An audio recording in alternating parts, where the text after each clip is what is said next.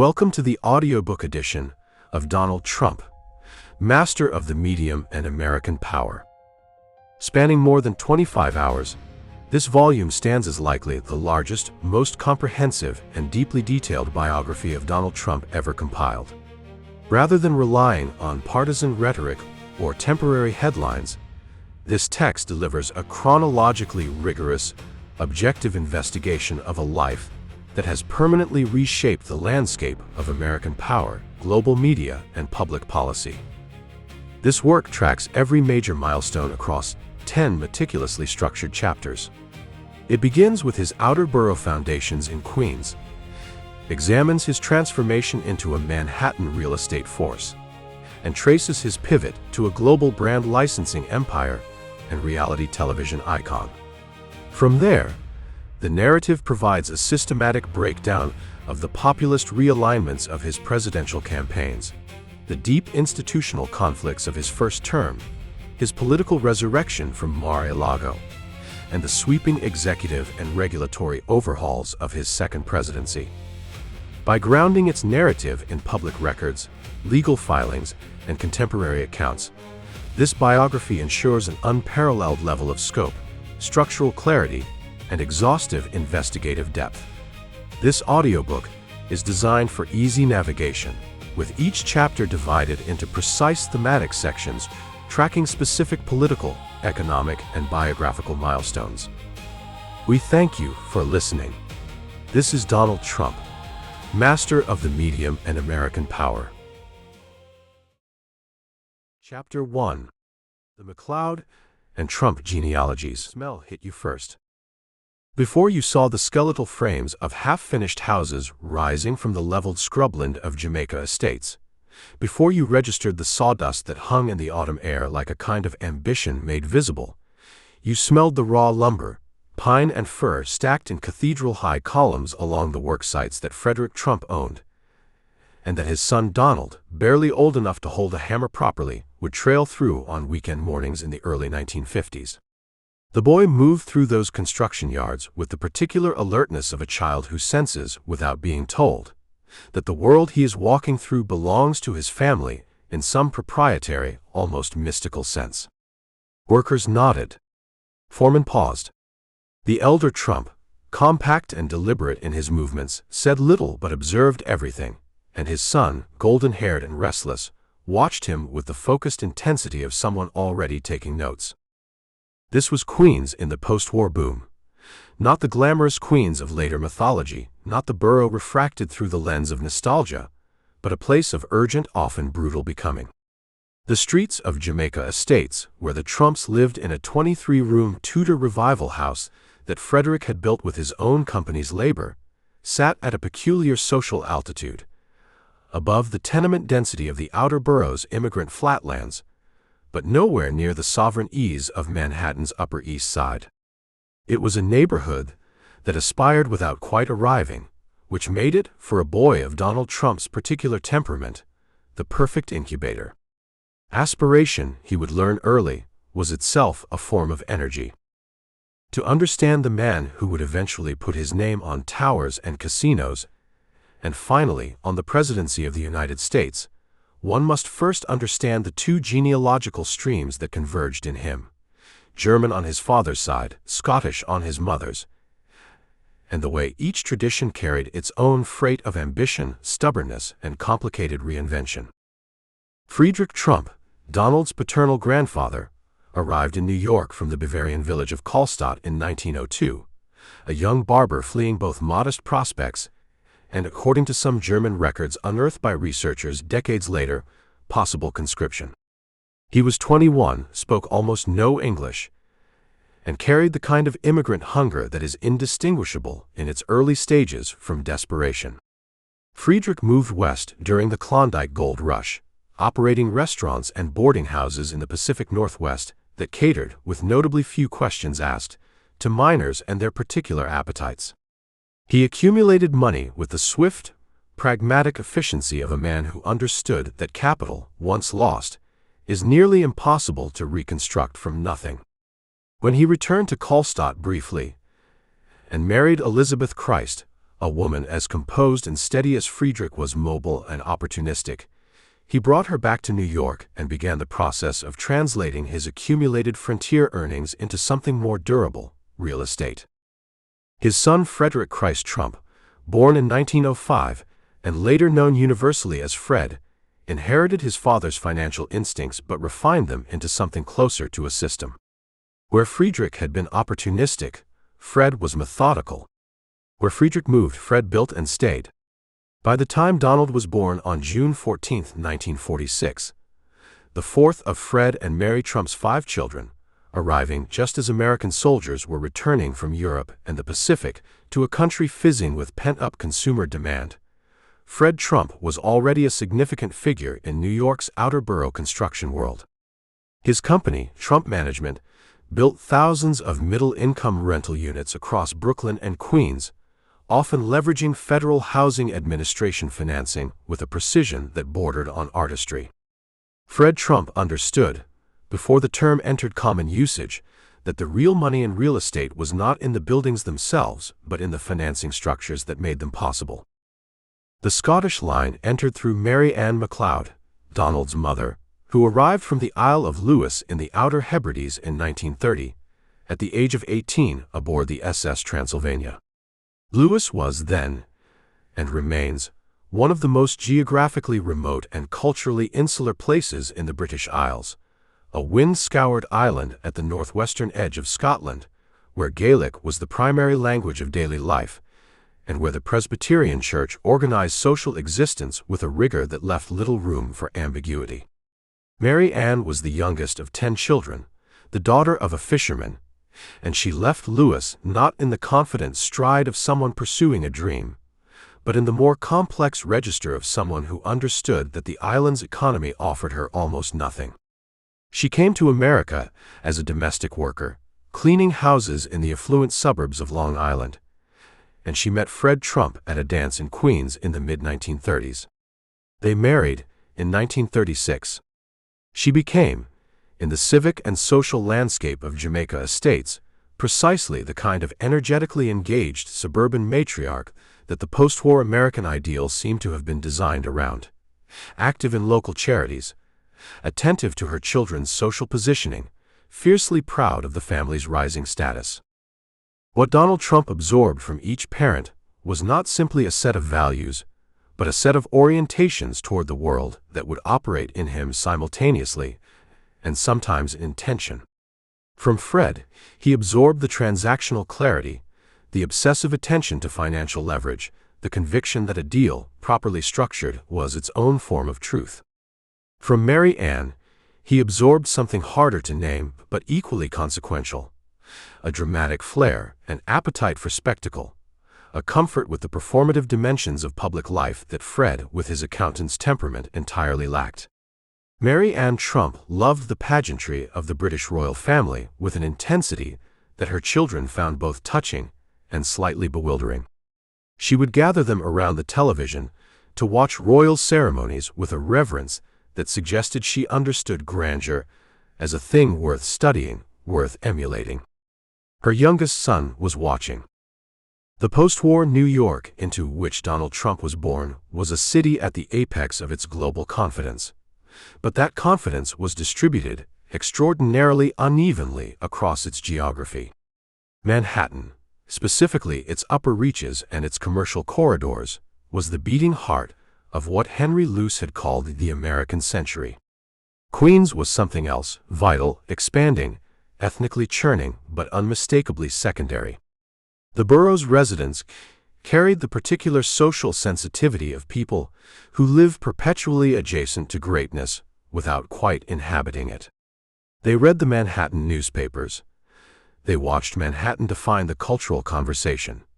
They drove through the Midtown Tunnel and felt for the duration of that crossing a brief, vertiginous sense of arrival before returning to the expressways that carried them back to their split levels and brick colonials.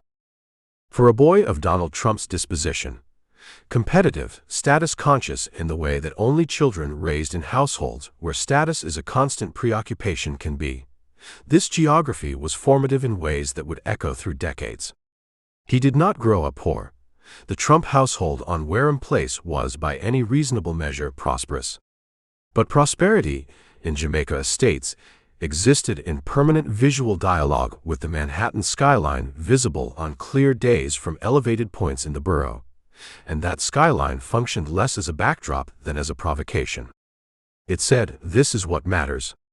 It said, "You are not here yet." Fred Trump's own relationship with Manhattan was complicated and clarifying in equal measure. He had been investigated in 1954 by a Senate subcommittee examining whether developers like himself had abused FHA financing programs, an investigation that found irregularities in the handling of mortgage funds, and that, while it never resulted in criminal charges, established in Fred's mind a wariness about federal scrutiny that he passed on to his children as a kind of survival knowledge. The investigation did not diminish Fred Trump's civic standing in Queens. If anything, it burnished a certain reputation for toughness, for knowing how the system worked and how to navigate its pressures.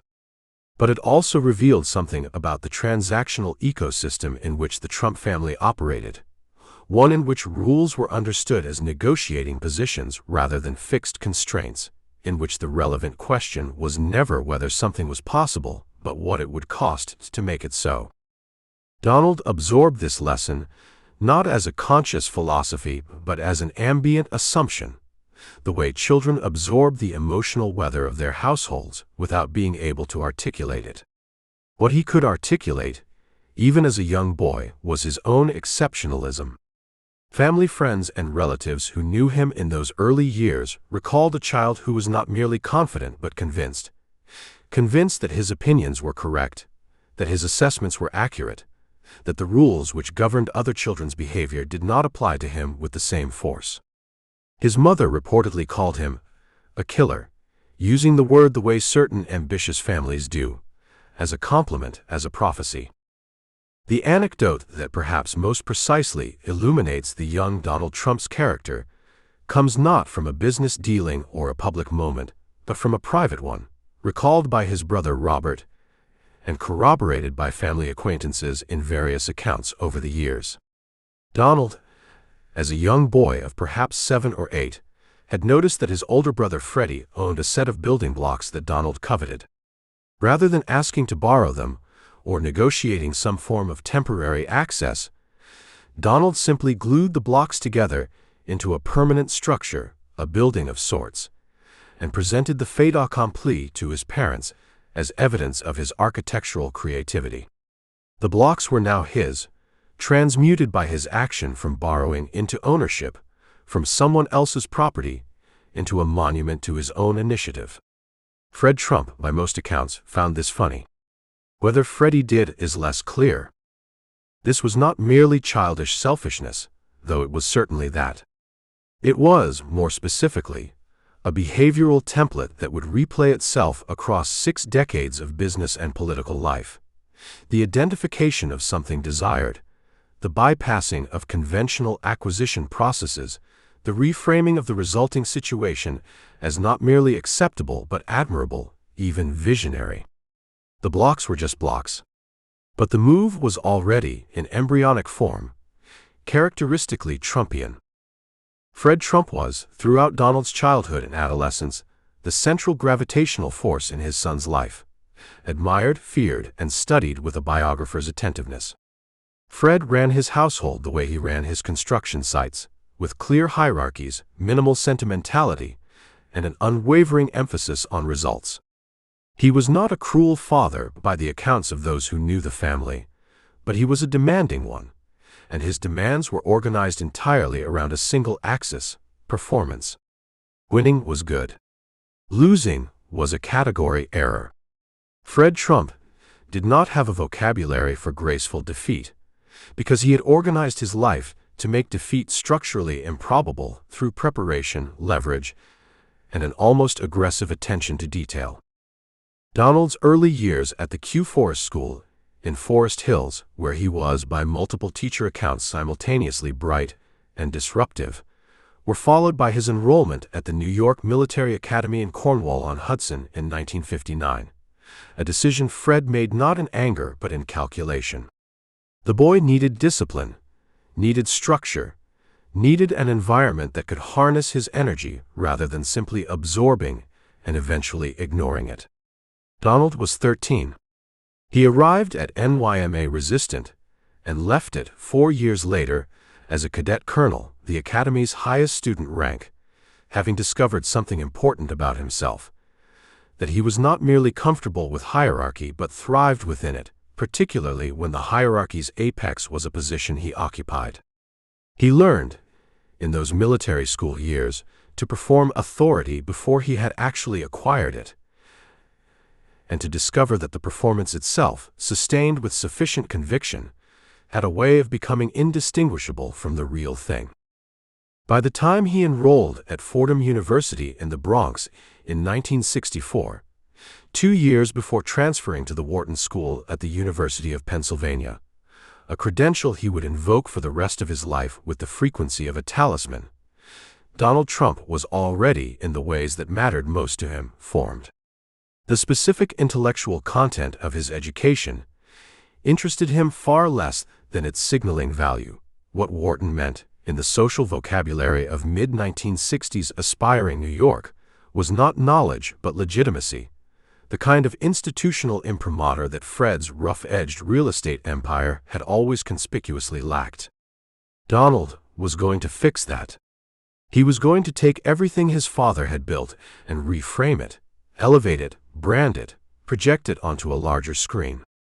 The elder Trump, watching his son prepare to enter the family business in the late 1960s, could not have fully registered what he was actually observing. Not an apprentice preparing to inherit a business, but a successor preparing to transform one. Fred Trump had built a real estate company. His son, already restless with the scale of Queens and Brooklyn, already feeling the gravitational pull of that Manhattan skyline he had been staring at since childhood, was planning something considerably more volatile. And the consequences of that plan, for the Trump family, for New York, for the country, would arrive with a force that no one standing in those Jamaica Estates construction yards in the early 1950s, breathing sawdust and possibility, could have reasonably predicted. The blocks, it turned out, were just the beginning. Chapter 2. Fred Trump and the Outer-Borough Empire. The ledger was already open when the boy arrived. Donald Trump was perhaps 10 years old the first time he sat across from his father at the desk in the cramped, deliberately unglamorous office that Fred Trump maintained in the Beach Haven apartment complex in Coney Island. A room that smelled of carbon paper and cigarette smoke and the particular staleness of a space where a man spent his days not dreaming but calculating. Fred Trump did not look up immediately when his son entered. He was studying a column of numbers with the concentration of a surgeon examining an incision, his finger moving down the page in small, deliberate increments, his lips pressed together in an expression that was not displeasure exactly but its functional cousin. Donald stood near the door for a moment, unsure whether to speak. Then Fred looked up, nodded once, and returned to the ledger. The meeting, such as it was, had begun. This was Fred Trump's world. Not the world of cocktail parties or civic ceremonies or architectural awards, though he attended such events when necessary and accepted such honors when they served a purpose, but the world of the ledger, the mortgage instrument, the rent roll, the cost per unit calculation. He had built his empire not through vision in the romantic sense, not through the inspired, risk-tolerant leaping that the American business mythology celebrates, but through something less poetic and considerably more durable: operational mastery. Fred Trump knew, with a precision that approached the obsessive, exactly what it cost to install a kitchen sink in a Brooklyn apartment, exactly what a superintendent's salary should be relative to the number of units he managed, exactly how many days of vacancy in a given building would begin to affect the quarterly numbers in ways that required explanation. He knew these things because he had taught himself to know them, systematically and without shortcuts, over the course of 3 decades of building and managing residential real estate in the outer boroughs of New York City. The post-war moment that shaped Fred Trump's empire was itself a kind of structural miracle, a convergence of demographic pressure, federal policy, and sheer physical need that created conditions for outer-borough real estate development that would never precisely recur. Between 1945 and 1960, New York City absorbed hundreds of thousands of returning veterans and their young families, people with modest savings, legitimate aspirations toward stability, and an urgent need for housing that the city's existing stock was wholly inadequate to supply.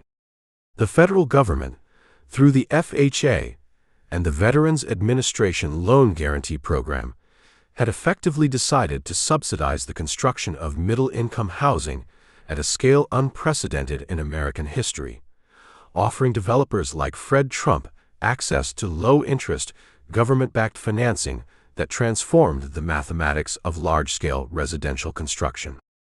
For a man of Fred Trump's particular talents, his ability to read a financing structure the way a musician reads a score, finding opportunities for leverage and optimization invisible to less attentive eyes, it was as though the government had built a machine and handed him the operating manual. Fred Trump built thousands of units across Brooklyn and Queens during these years: Shore Haven, Beach Haven, Flatbush, Bensonhurst. The complexes were not beautiful. They were not meant to be. They were meant to be solid, functional, affordable to the veterans and civil servants and transit workers who constituted Fred Trump's tenant base, and they were meant to generate consistent, predictable cash flow over decades. Fred approached the aesthetics of his buildings the way he approached everything that did not directly affect the bottom line, with a cheerful, total indifference. Ornament cost money. Lobbies that impressed no one also cost money. What mattered was the unit count, the rent roll, the vacancy rate, the maintenance ratio. Fred Trump's buildings looked like what they were: efficiently produced shelter for people who needed shelter, and if this made them architecturally undistinguished, Fred regarded that assessment as a species of snobbery he had no patience for. The core conflict of Fred Trump's professional life during these years was not, as it might appear from a comfortable distance, primarily about money. He was making money, serious money, the kind that had already separated the Trump family decisively from the immigrant working-class origins that Friedrich Trump's arrival in 1902 had represented.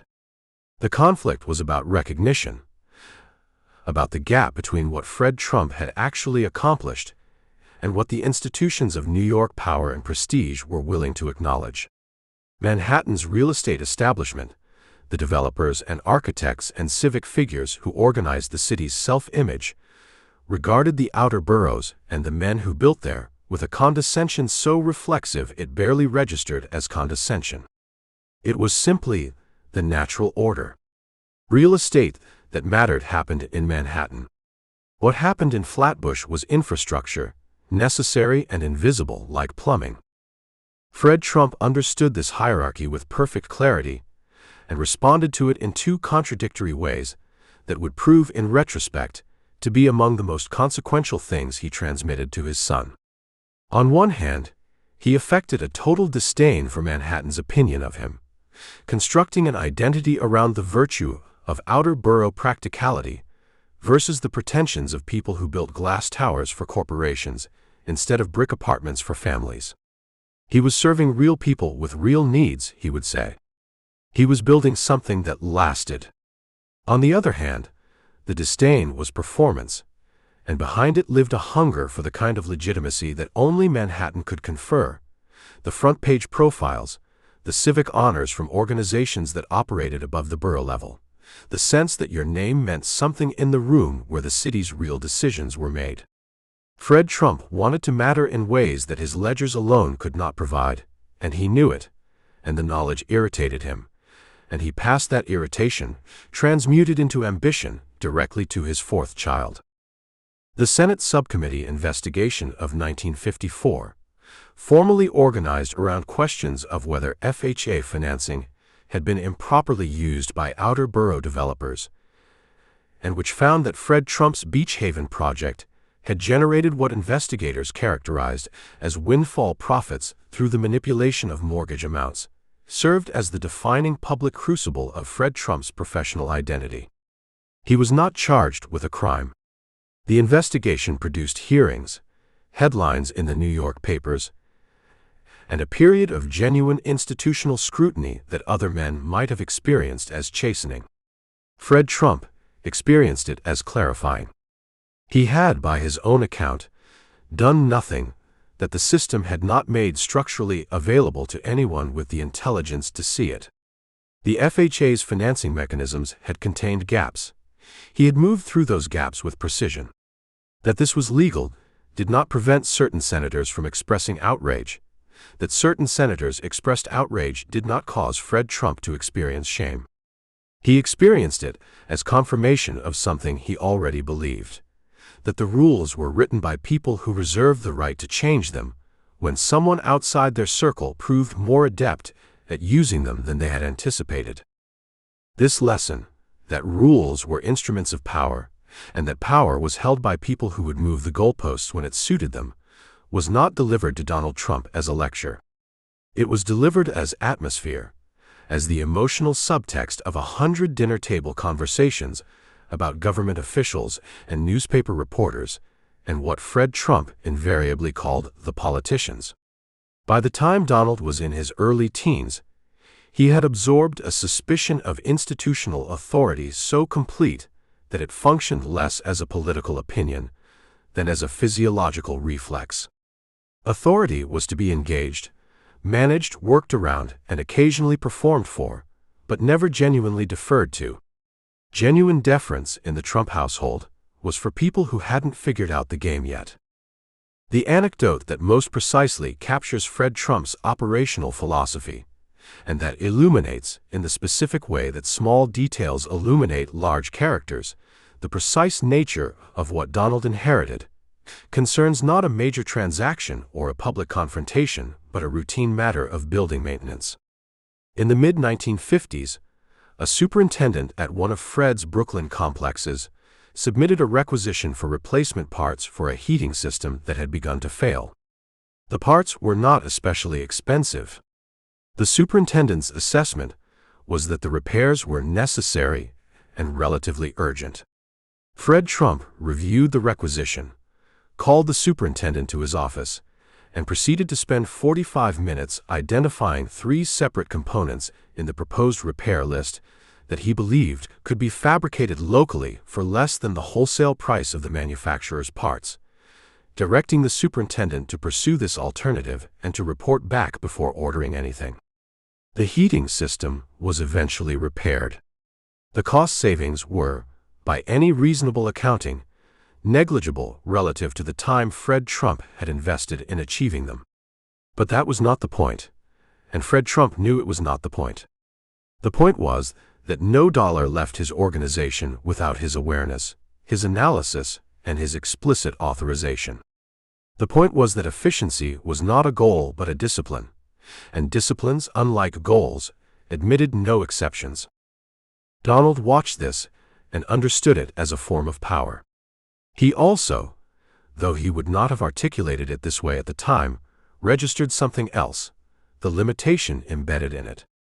A man who spent 45 minutes debating the cost of heating parts was a man whose imagination was organized around the unit level, the individual apartment, the individual building, the individual transaction. It was a magnificent way to build and preserve an Outer-Borough empire.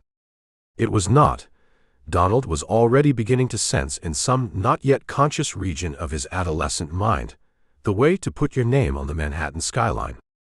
Fred Trump's relationship with his son during these years was one of the most consequential and least easily summarized in Donald Trump's life. Fred was not an emotionally available father by any contemporary standard. His affection expressed itself in the currency he understood best, which was attention to his children's performance, and a willingness to include Donald, specifically, in the operational life of the business at an age when most fathers were still restricting their sons to homework and weekend chores. To bring Donald to the construction sites, to sit him across the desk from the ledgers, to let him ride along on rent collection rounds through Brooklyn and Queens, these were, for Fred Trump, expressions of investment, of faith, of a love that could not comfortably use that word but expressed it through the specific and deliberate transfer of knowledge. Fred was making Donald a trump, in the precise operational sense of the term. He was teaching him the business not as a set of principles, but as a set of practices, learned through proximity and repetition, the way a trade is learned. What Fred did not fully register, or perhaps registered and accepted with the fatalism of a man who understood that children eventually exceed or disappoint their parents, and that either outcome is largely beyond a parent's control, was that Donald was not simply absorbing the practices. He was evaluating them.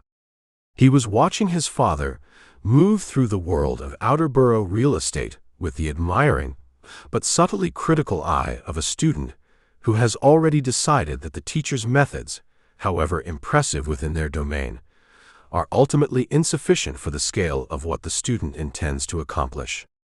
Fred Trump had built an empire in the boroughs. Donald Trump, sitting in that Coney Island office breathing carbon paper and cigarette smoke, was already, in whatever pre-conscious way ambition organizes itself in the very young, designing something larger, something that would require not a ledger but a publicist, not a rent roll but a brand.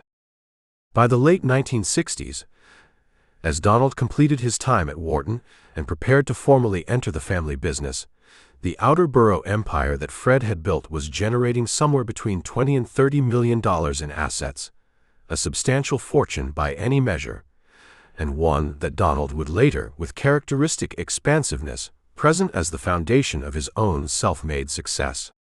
The gap between those two descriptions, inherited foundation versus self-made success, would become one of the defining disputed territories of Donald Trump's public life, a question that journalists and biographers and political opponents would return to repeatedly over the following 5 decades.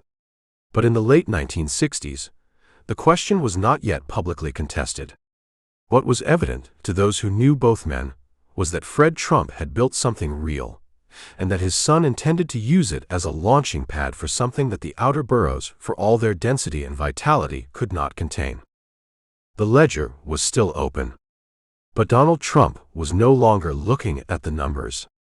He was looking, with an intensity that his father recognized and could not quite name, at the window behind his father's desk, and through it, across the low rooftops of Brooklyn and Queens, toward the specific, shimmering, perpetually reproachful distance of Manhattan.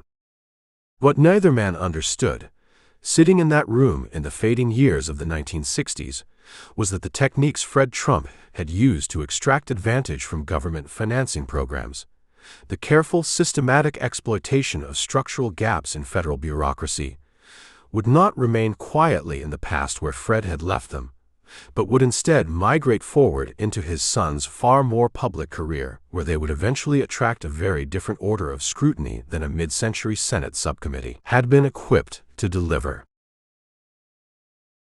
Chapter 3: Jamaica Estates. The lawn was always perfect. Not merely well kept in the way that respectable middle-class households of post-war Queens maintained their properties, not simply mowed and edged in seasonal compliance with neighborhood norms, but perfect in a way that announced itself, that made a claim on the attention of anyone passing along Wareham Place on a Saturday morning in the early 1950s. Fred Trump had arranged for the grounds of the family's 23-room Tudor revival house to be maintained with the same systematic attention he brought to his construction sites, and the effect was precisely the one he intended.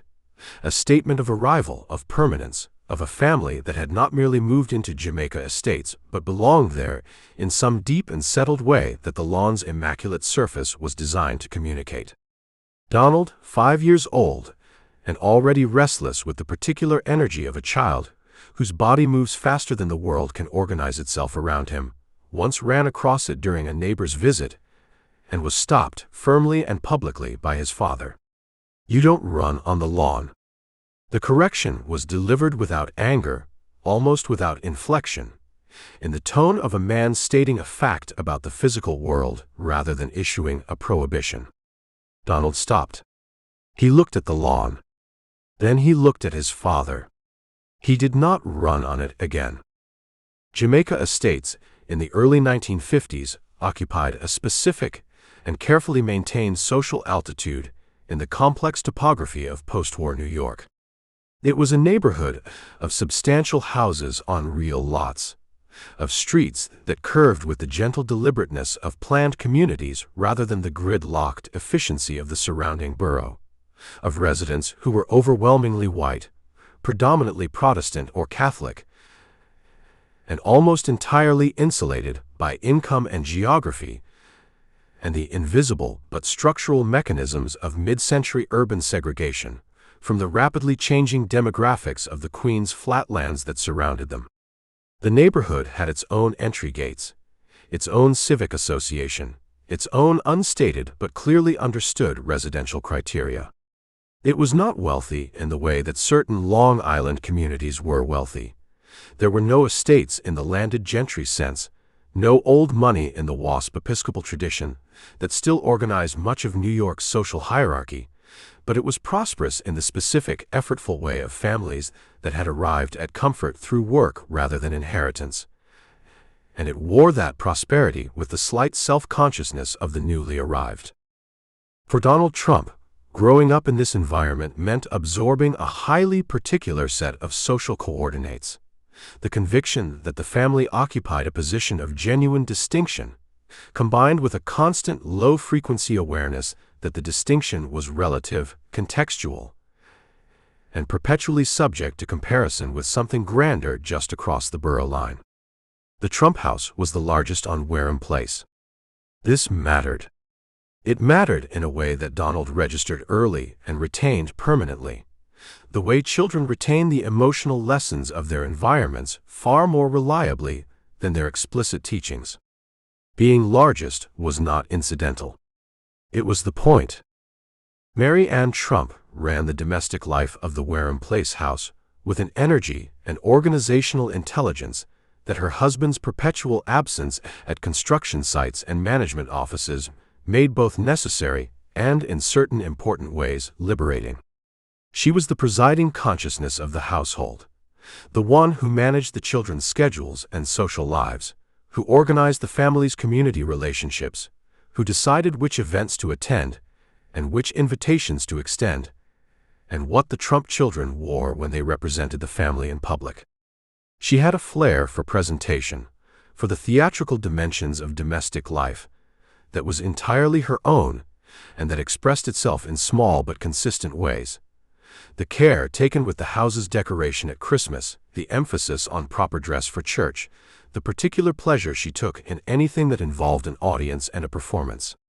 Friends of the family recalled her as warm but not soft, engaged but not sentimental, a woman who had crossed an ocean alone at 18 and who carried beneath her suburban cordiality the iron composure of someone who knew what genuine hardship looked like and had decided, with characteristic Scottish pragmatism, not to permit it a second visit. Donald was her fourth child, and by most accounts of those who knew the family, her most challenging. Mary Ann, the eldest, was studious and self-contained, eventually bound for law and the federal judiciary.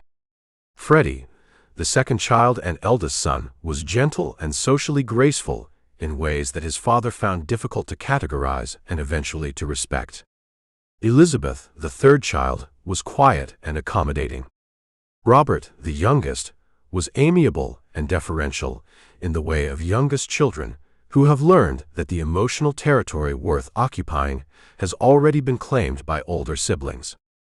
Donald occupied a category his own, demanding, argumentative, physically aggressive with his siblings in ways that required consistent maternal intervention, and possessed of a certainty about his own opinions that his mother found both exhausting and, in the complicated way of parents who recognize their own qualities in their children, privately admiring.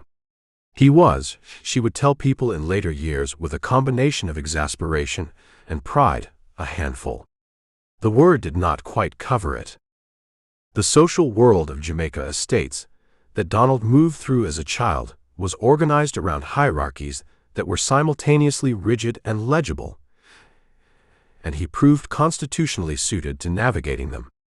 The neighborhood boys, who gathered on weekend afternoons for the impromptu baseball and football games that constituted the primary social currency of mid-century suburban boyhood, quickly learned that Donald's participation came with conditions.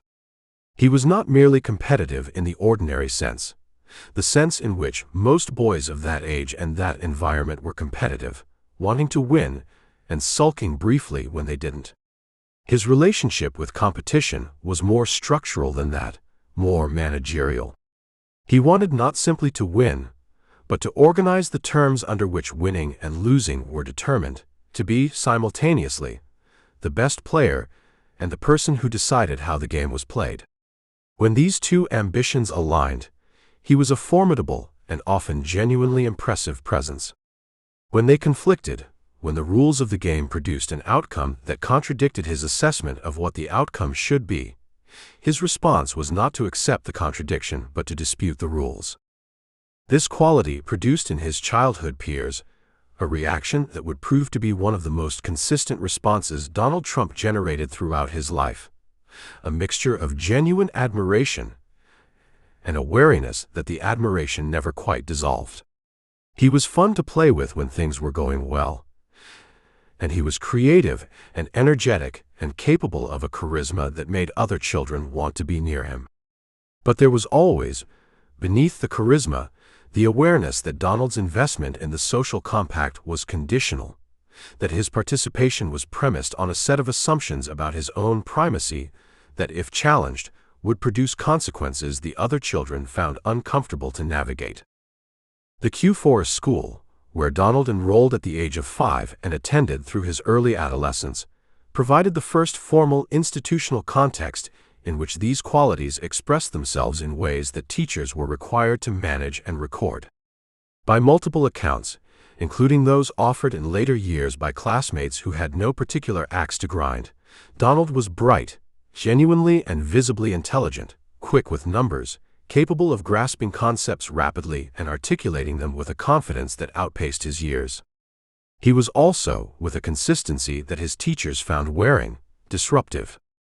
Not disruptive in the way of children, who are bored by the pace of instruction and act out as a consequence of understimulation, though there was certainly an element of that. Disruptive in the way of children, who have not yet encountered an authority they regard as genuinely superior to their own judgment, and who are therefore perpetually testing the proposition that such authority exists.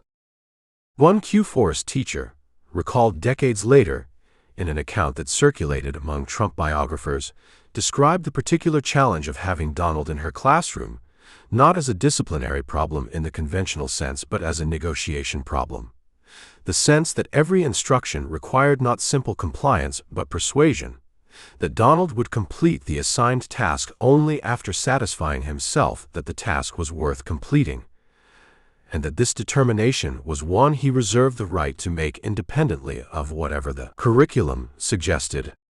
She did not, notably, describe him as unintelligent or incapable. She described him as ungovernable.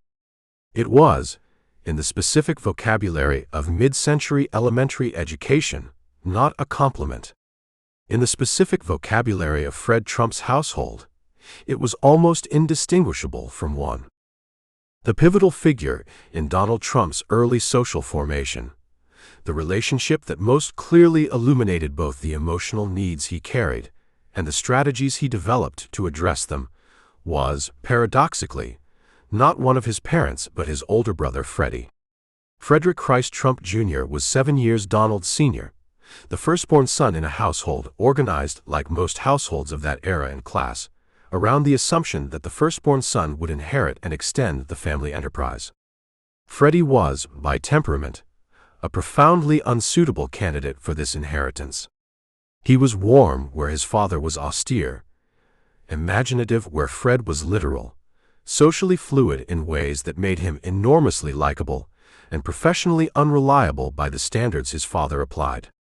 Freddie wanted, with a seriousness that his family never quite credited, to be an airline pilot. He eventually became one, flying for TWA with a genuine skill and pleasure that the family's collective bewilderment could not diminish and that his father could not conceal his disappointment in. Freddie Trump was a man who had found his vocation in a family that did not recognize it as one. Donald watched his brother's trajectory with the particular attention of a younger sibling who is simultaneously sympathetic and strategic. He loved Freddie. That much seems clear from the accounts of those who knew them both, and from Donald's own recollections in later years, which consistently described Freddie with an affection that was one of the few uncomplicated emotional registers Donald Trump permitted himself publicly. But he also learned from Freddie in a specific and consequential way. He learned what not to be. He learned that gentleness in the Trump context was not a virtue, but a liability. He learned that pursuing something the family did not value, however skillfully and genuinely, produced a particular kind of paternal disappointment that was, in the economy of Fred Trump's emotional world, the most costly thing a son could incur. He learned that the way to avoid Freddie's fate was to want what his father wanted, to speak his father's language, to make his father's priorities his own, or at least to perform that alignment with sufficient conviction that the performance became, over time, something that functioned like the real thing. This calculus, arrived at not through conscious deliberation, but through the kind of environmental adaptation that shapes character in children before they have words for what is happening to them, produced in Donald Trump a psychological structure of considerable complexity. He was genuinely drawn to his father's world, the buildings, the deals, the operational power of a man who could transform raw land into inhabited community. But he was also performing his attraction, layering conscious ambition over authentic inclination in a way that made the two impossible to separate, which may be why Donald Trump himself, across decades of interviews and memoirs and public statements, never seemed entirely able to distinguish between what he actually wanted and what he had trained himself to want. The training had been too thorough, and it had begun too early. When Fred Trump made the decision to enroll Donald at the New York Military Academy in the fall of 1959, Donald was 13 years old, and the household on Wareham Place had reached a kind of domestic inflection point that the decision both acknowledged and resolved. The Q Forest School had communicated with increasing directness that Donald's energy exceeded the institution's capacity to productively contain it. Fred Trump did not receive this information as a rebuke. He received it as data, and he acted on it with the swift, unsentimental efficiency he brought to operational problems in his business. NYMA was not a punishment. Fred Trump did not think in those terms. It was a reallocation of resources toward a more suitable environment, the recognition that certain materials require particular conditions to achieve their proper form, and that Jamaica Estates, for all its manicured lawns and quiet streets and carefully maintained social hierarchies, was no longer the right crucible for what Donald Trump was becoming. The boy who left for Cornwall-on-Hudson in the fall of 1959 had spent 13 years absorbing the specific lessons that Jamaica Estates and the Trump household had to teach, that appearance was never incidental, that hierarchy was real and worth climbing, that the difference between the largest house on the block and the second largest house on the block was not a matter of degree but of kind, and that gentleness, the quality his brother Freddie embodied most purely, was the one luxury a Trump son could not afford. He had learned these lessons without being taught them in any formal sense, which meant he had learned them in the only way that truly sticks, the way the body learns to balance before the mind understands the physics of it. What Jamaica Estates had not taught him, because it could not, because the neighborhood's very comfort insulated it from the forces that produced this particular education, was how to lose. That lesson was coming, and it would arrive, as the most important lessons always do, at the worst possible time and in the most public possible form. Chapter 4. Structural Discipline, NYMA. The uniform did not fit.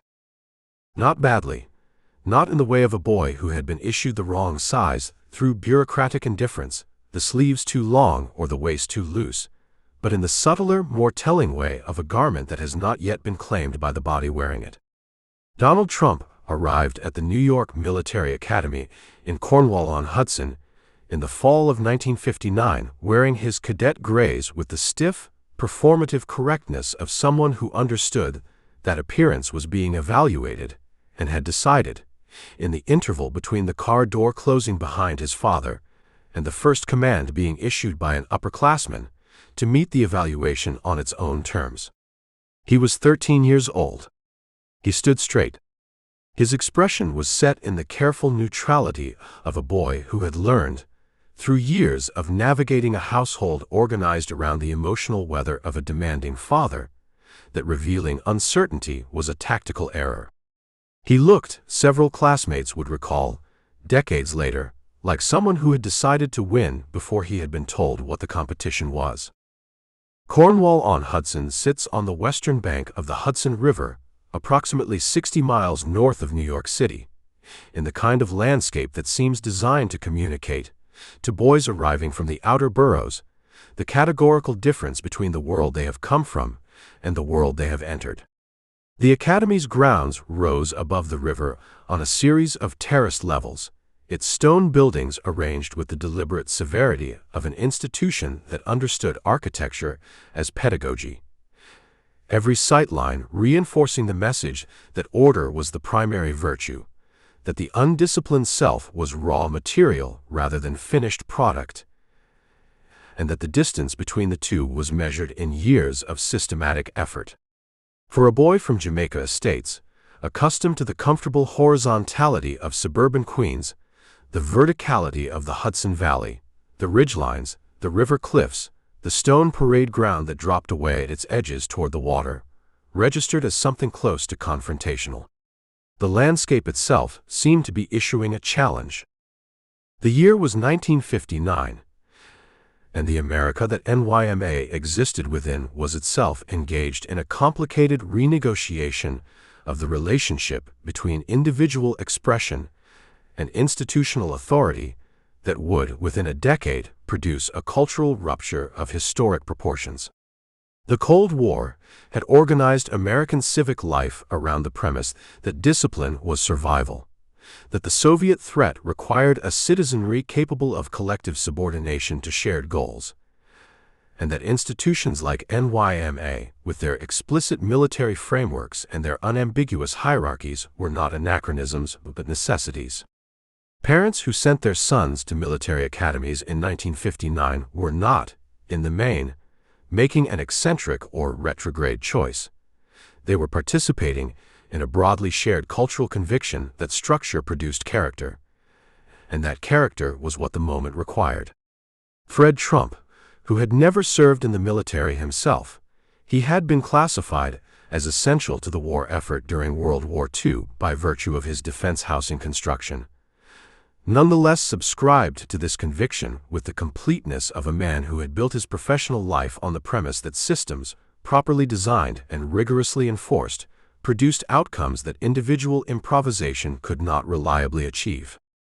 What Fred Trump could not have fully calculated, sending his son north along the Hudson in the fall of 1959, was the specific nature of what NYMA would do to Donald, not what it would impose on him, but what it would reveal in him, and what those revelations would, in turn, produce. Military boarding school does not simply discipline boys.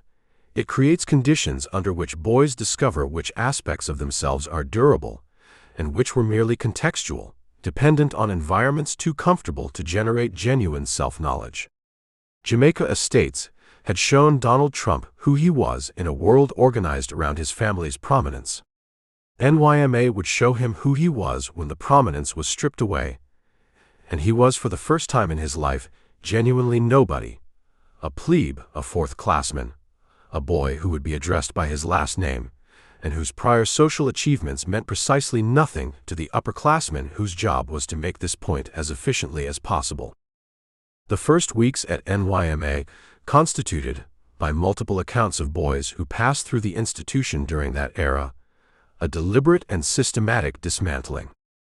The Academy's hazing culture, not the sadistic or illegal variety that would eventually be disciplined out of American military institutions, but the structured, purposeful variety that operated within understood limits, was designed to establish, through physical discomfort and public subordination, that the individual ego was not the relevant unit of analysis.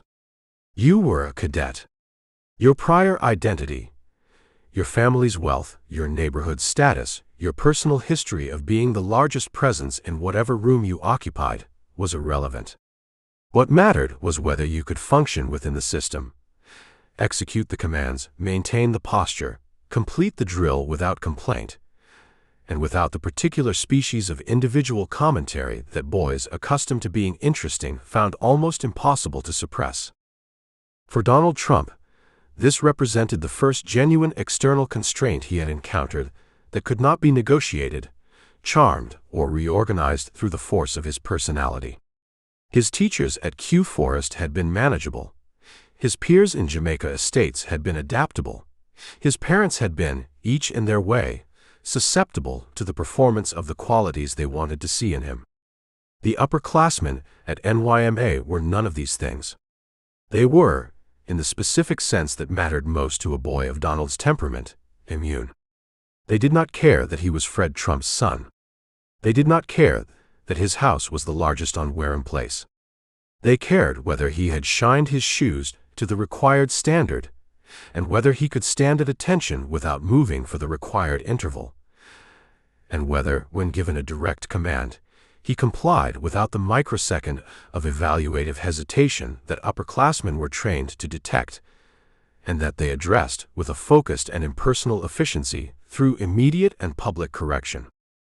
The core conflict of Donald Trump's years at NYMA was not, despite what a superficial reading might suggest, a conflict between the boy and the institution. It was subtler and more consequential than that. It was a conflict between two possible responses to the institution's demands, between the path of genuine internal transformation, of actually becoming the thing the uniform represented, and the path of strategic adaptation, of learning to perform compliance with sufficient precision that the performance satisfied the institution's requirements without actually reorganizing the self that was performing it. Many boys who pass through military schools take the first path. Donald Trump, with a flexibility of identity that was already, at 13, one of his most developed capabilities, took the second, and took it with such skill and consistency that, within a relatively short time, the distinction between the two paths became, for all practical institutional purposes, invisible. He learned the system. This is the most important and most precisely accurate thing that can be said about Donald Trump's relationship with the New York Military Academy. He learned it with the comprehensive, detail-oriented thoroughness of a student who has decided that mastery is the only acceptable relationship with any system he is required to inhabit.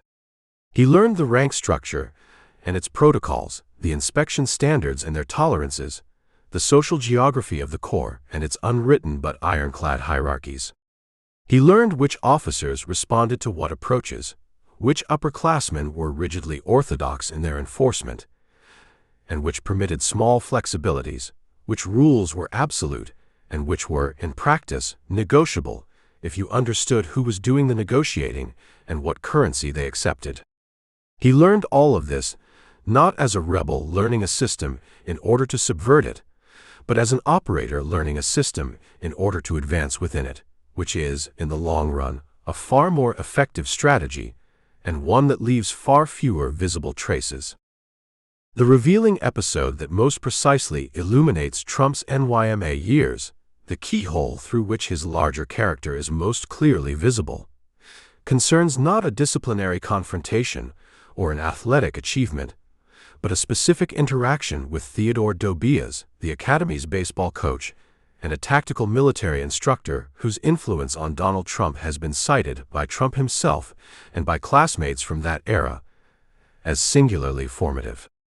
Dobias was a former minor league player and a Korean War veteran, a compact, intense man who communicated in the direct, declarative register of someone who had concluded that indirection was a form of dishonesty. He was, in the specific vocabulary of NYMA, a man's man, someone who expected effort, respected results, and had no patience for the elaborate self-presentation that adolescent boys of comfortable backgrounds frequently substituted for actual performance. Tobias noticed Trump early, and what he noticed was not primarily the athletic talent, though Trump was a genuinely capable baseball player, a first baseman with real coordination and a physical confidence that translated well to sport. What Tobias noticed was the quality of Trump's competitive attention. The way his focus during a game was not simply on the play immediately in front of him, but on the larger shape of the contest, on where the leverage points were, on what the opponent was likely to do before the opponent had decided to do it.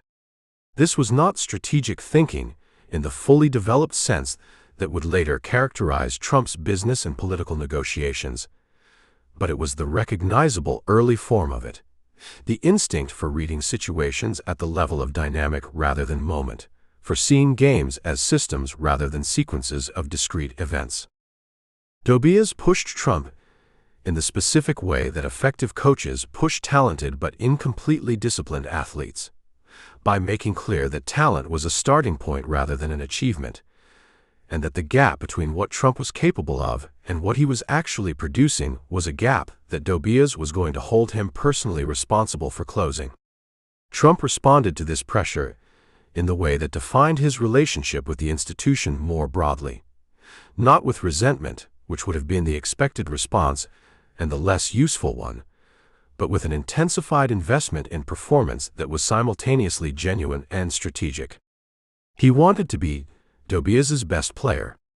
He wanted this in the authentic way that young athletes want to be their coach's best players, the way that approval from a rigorous evaluator feels qualitatively different from approval that can be obtained cheaply.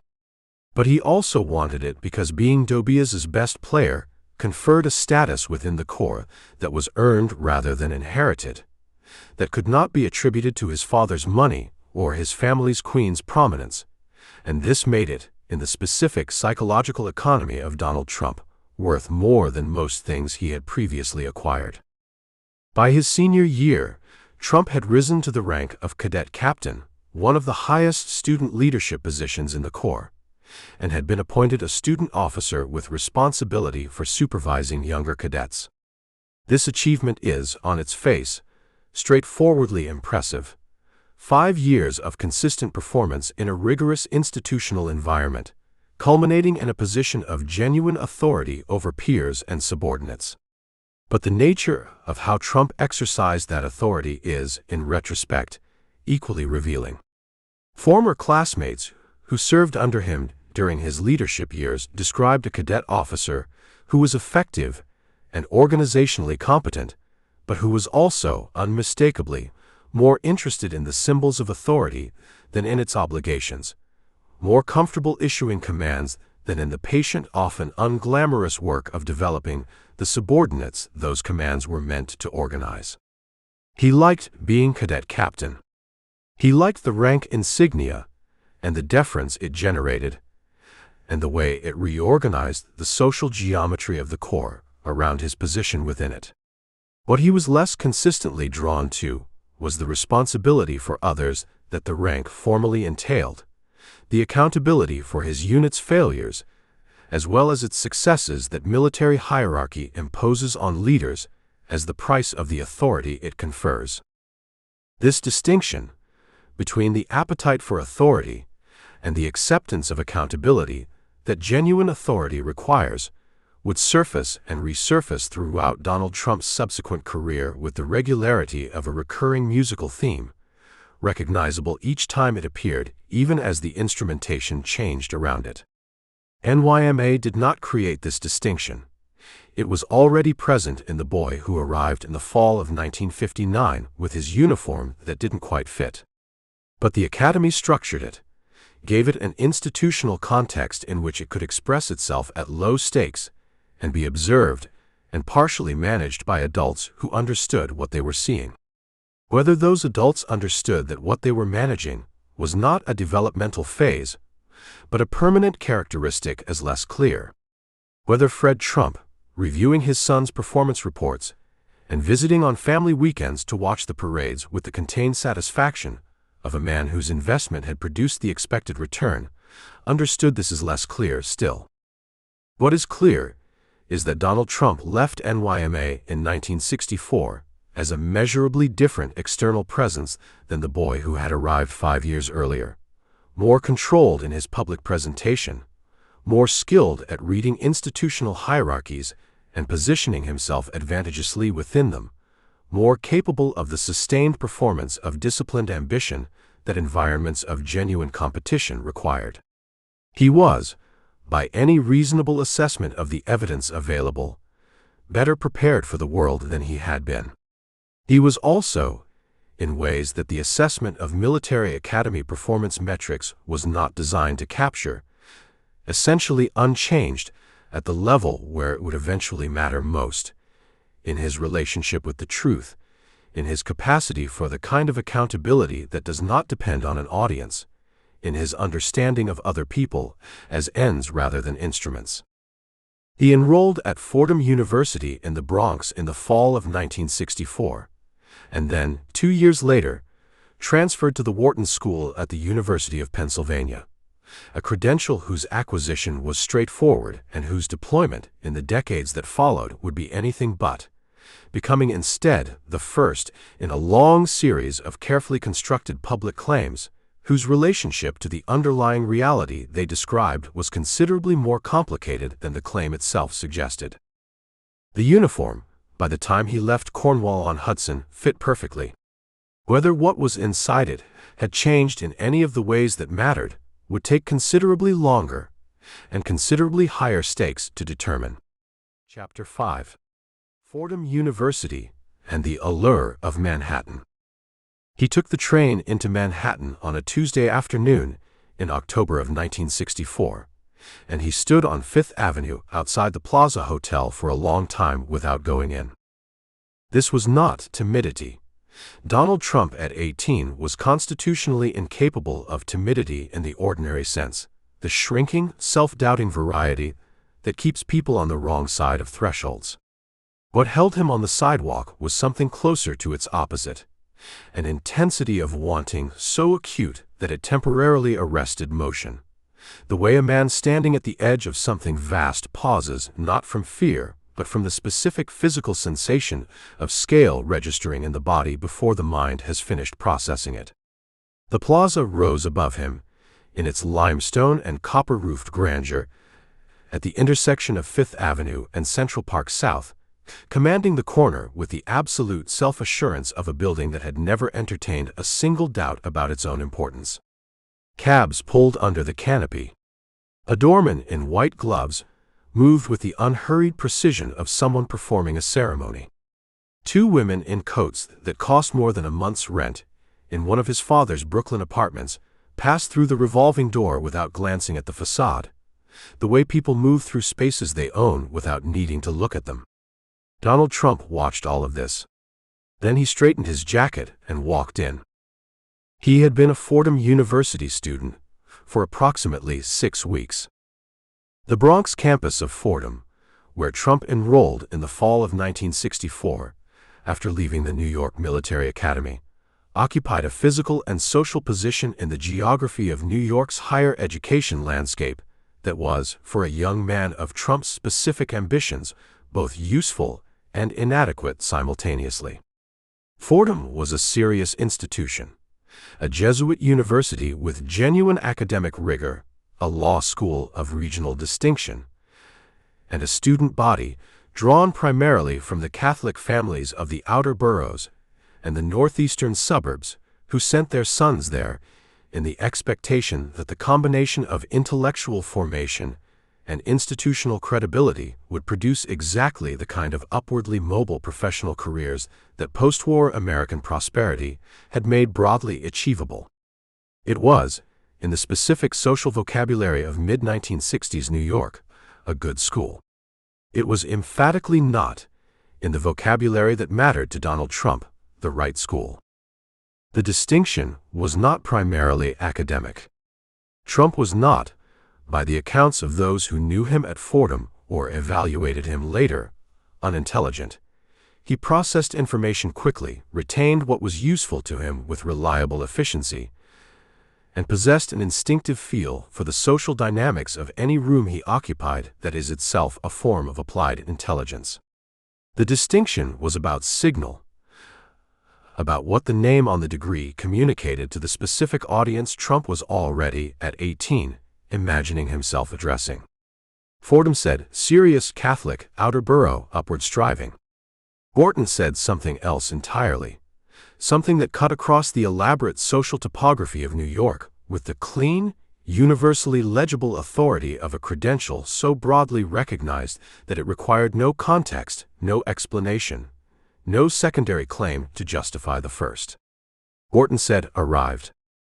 The America in which Donald Trump began his college years in the fall of 1964 was a country experiencing a cultural earthquake whose surface tremors were already visible, but whose full destructive force had not yet been felt.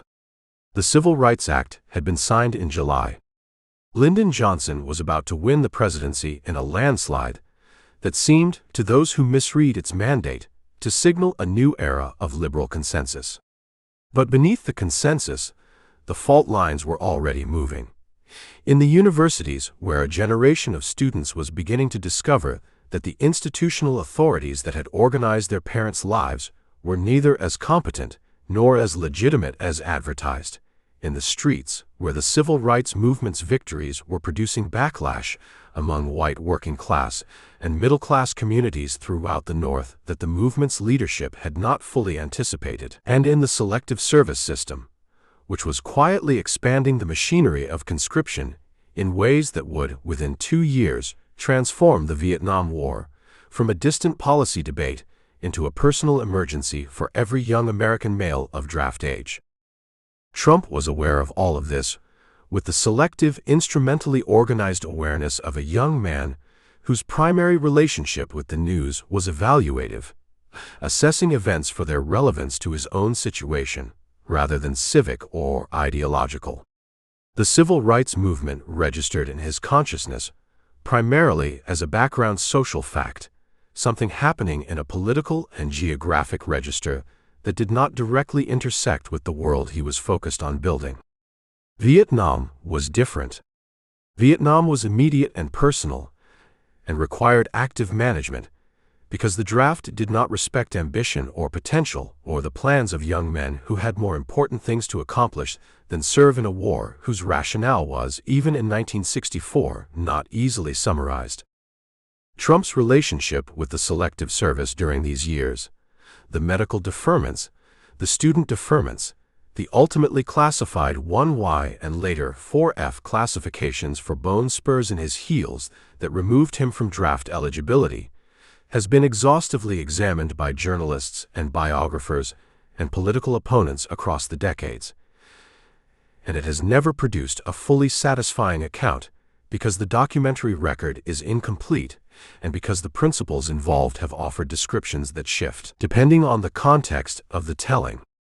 What can be said with confidence is that Trump navigated the draft with the same comprehensive, systems-level attentiveness he brought to every institution he encountered, identifying the available mechanisms for legitimate deferral, pursuing them through proper channels, and emerging on the other side of the process with his plans intact. Whether this constituted principled objection to a particular war, prudent self-preservation, or something less defensible, has remained, appropriately, a matter of genuine historical and moral debate. What is less debated, because it is more clearly documented, is that Trump's ROTC participation at Fordham, a natural continuation of his NYMA military formation, was the activity on campus that most directly engaged his competitive instincts and his interest in hierarchy during his 2 years in the Bronx. He drilled. He performed.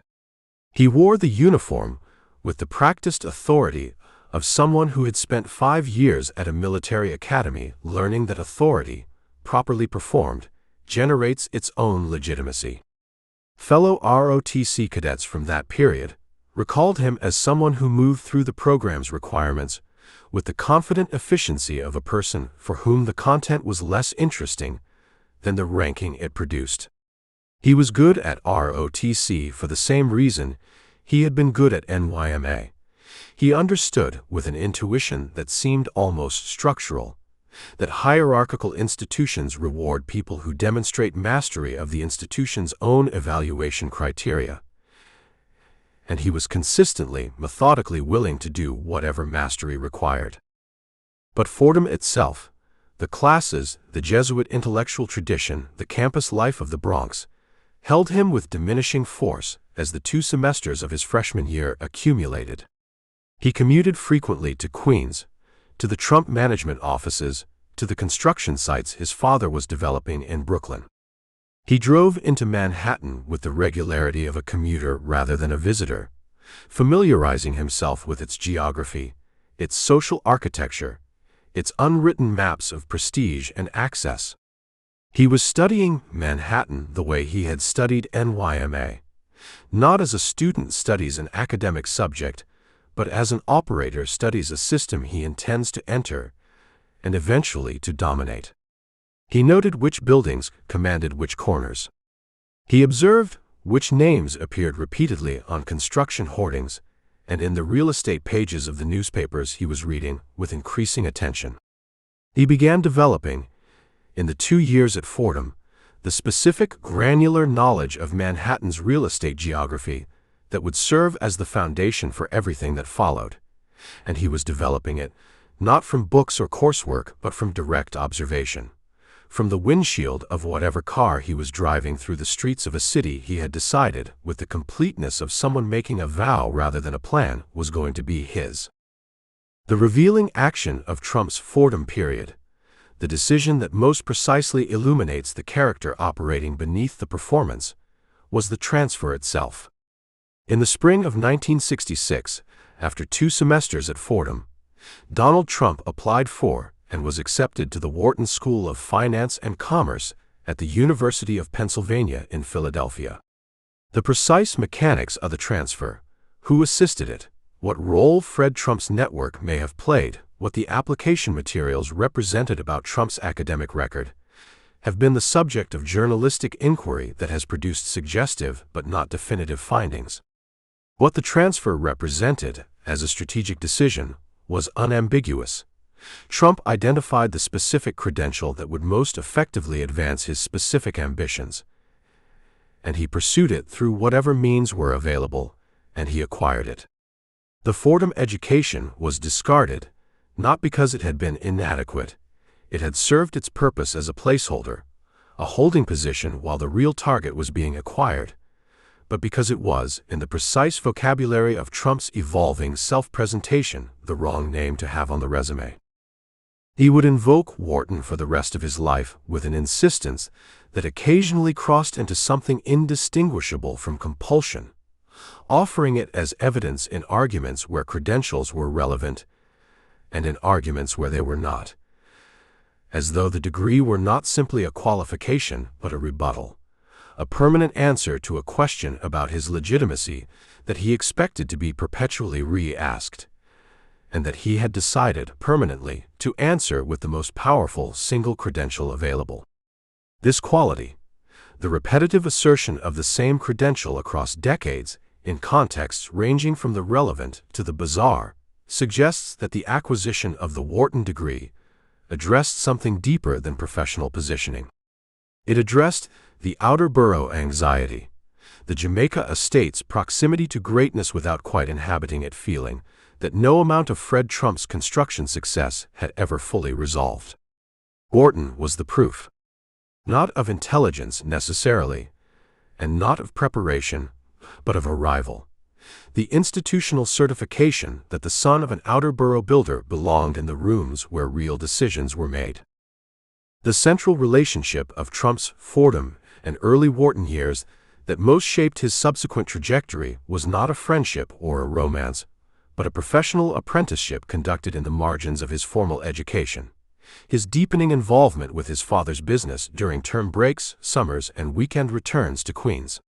Fred Trump had begun, by the mid-1960s, to involve Donald not merely as an observer, the role he had occupied in those childhood construction site visits, but as a participant, giving him specific operational responsibilities, exposing him to the financial structures of existing properties, including him in conversations with bankers and contractors and city officials that constituted, for Donald, an education more directly relevant to his ambitions than anything being offered in the Bronx or, later, Philadelphia. It was during this period that the fundamental tension between the two Trump models, Fred's methodical, Outer-Borough cash-flow organized empire and Donald's Manhattan-directed, brand-centered, scale-obsessed vision, began to crystallize into something neither man had yet named, but both had begun in their different ways to feel. Fred saw in his son's increasing Manhattan orientation a kind of overreach, an impatience with the patient-leveraged, government financing-dependent approach that had built the family's wealth, an impatience that Fred recognized because he had felt it himself at certain moments and had always ultimately suppressed in favor of the more durable satisfactions of the operational approach. Donald saw in his father's Outer-Borough contentment a failure of imagination that he was constitutionally incapable of sharing, a settling for scale that seemed, from the vantage point of a young man who had stood outside the Plaza Hotel and felt the full gravitational force of Manhattan's self-regard, like a category error of the most fundamental kind. Neither man articulated this tension directly, because it was not yet sharp enough to require direct articulation, and because the Trump family's emotional culture, Fred's particular, was not organized around the direct articulation of tensions that could be managed through the continuation of existing arrangements. Donald was learning the business. He would join the company after graduation. He would bring the Wharton credential and the NYMA discipline and the voracious, systematic Manhattan education he had been conducting on his own initiative for 2 years. All of this was as Fred had planned. That what Donald planned and what Fred had planned were not the same plan. That the son was using the father's platform to aim at a target the father had never identified and would not have chosen was a realization that would arrive for both of them only after the trajectory was already established and the distance from Queens already irreversible. Trump graduated from Wharton in the spring of 1968, the most catastrophic year in American political life since the Civil War, the year of Tet, of Johnson's abdication, of King's assassination and Kennedy's assassination and the Chicago Convention, and the whole vertiginous sense that the country's institutions were failing simultaneously and without coordination, as though the load-bearing walls of the post-war order had been quietly compromised for years and were only now under the accumulated weight of accumulated contradictions beginning to give way.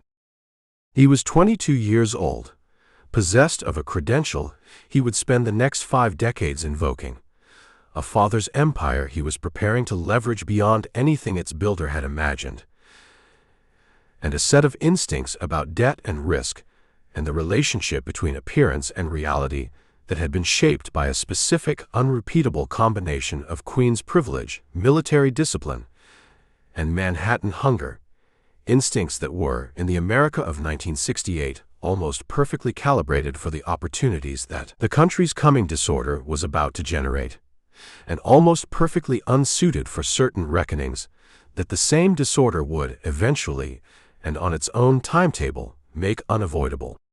Chapter 6. The Wharton School and Elite Credentials. The other students talked about their fathers differently. Donald Trump registered this within his first weeks at the Wharton School of Finance and Commerce in the fall of 1966, with the finely calibrated social antennae of a young man who had spent his entire life measuring the distance between where he stood and where he intended to arrive.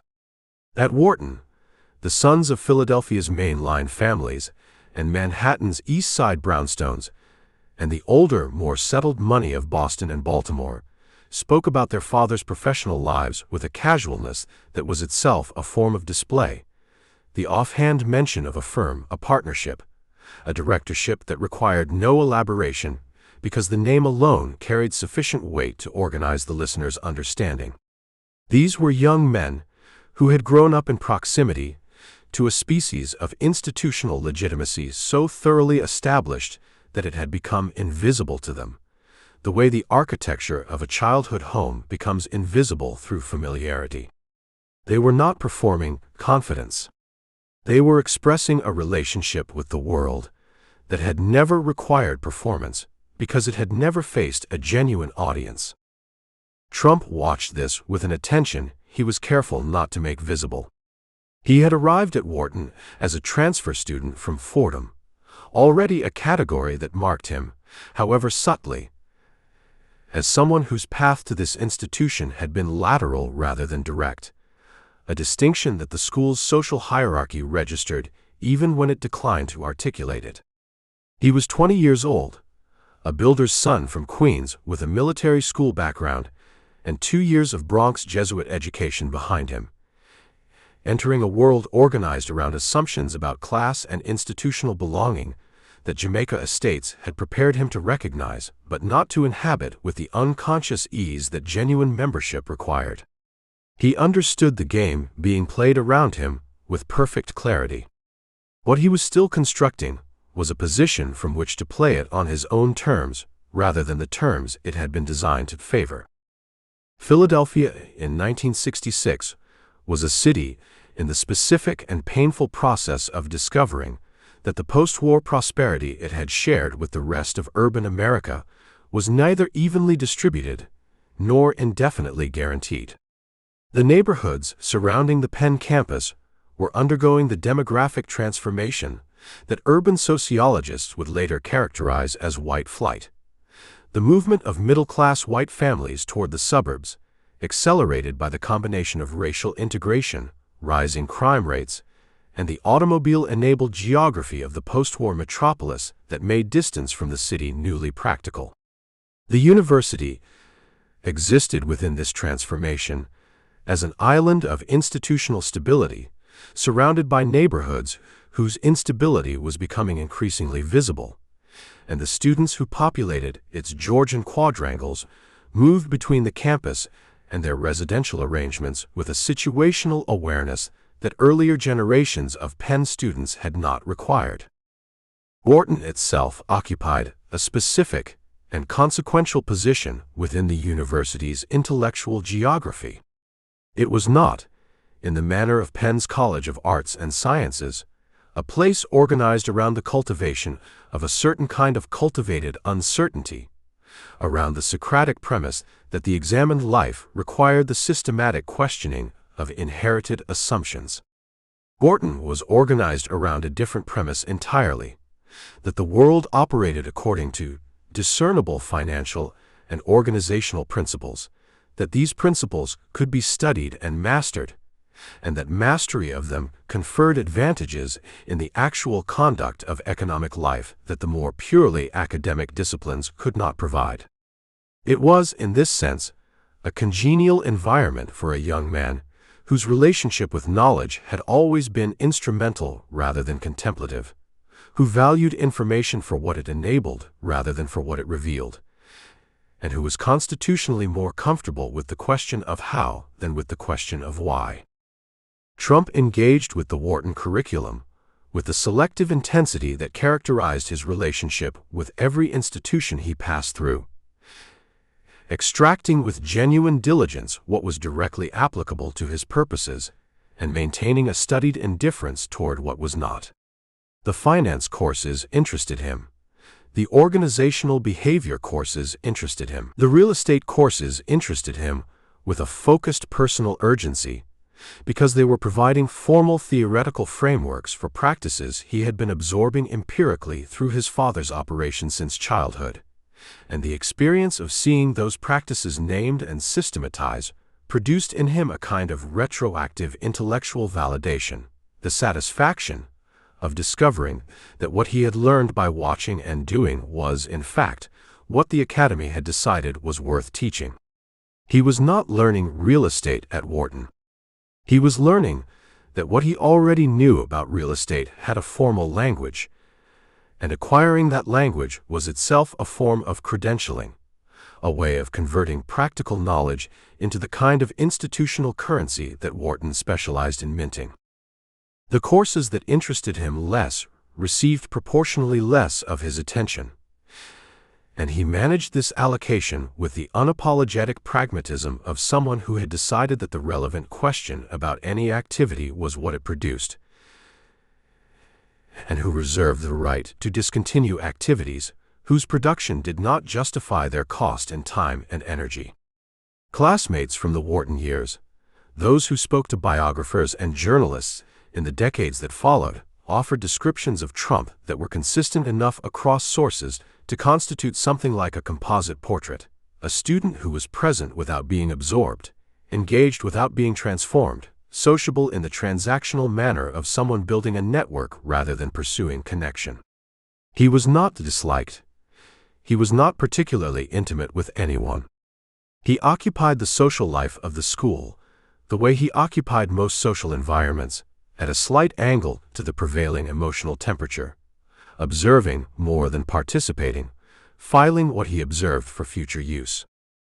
The central conflict of Trump's Wharton years was not academic. He graduated in the spring of 1968 without distinction in either direction.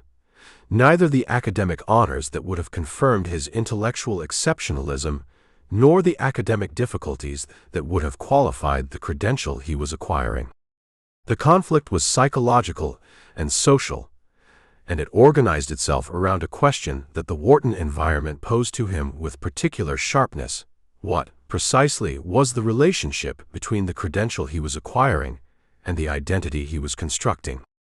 Put differently, was the Wharton degree evidence of who Donald Trump was, or was it equipment for the performance of who Donald Trump intended to become? The distinction matters because the two relationships with institutional credentials produce very different behavioral patterns over time, and because Trump's subsequent career demonstrated with unusual clarity which of the two he had chosen. The answer revealed itself most precisely in the way he spoke about Wharton during his time there, which was with an enthusiasm and a frequency that his classmates found at the time slightly puzzling.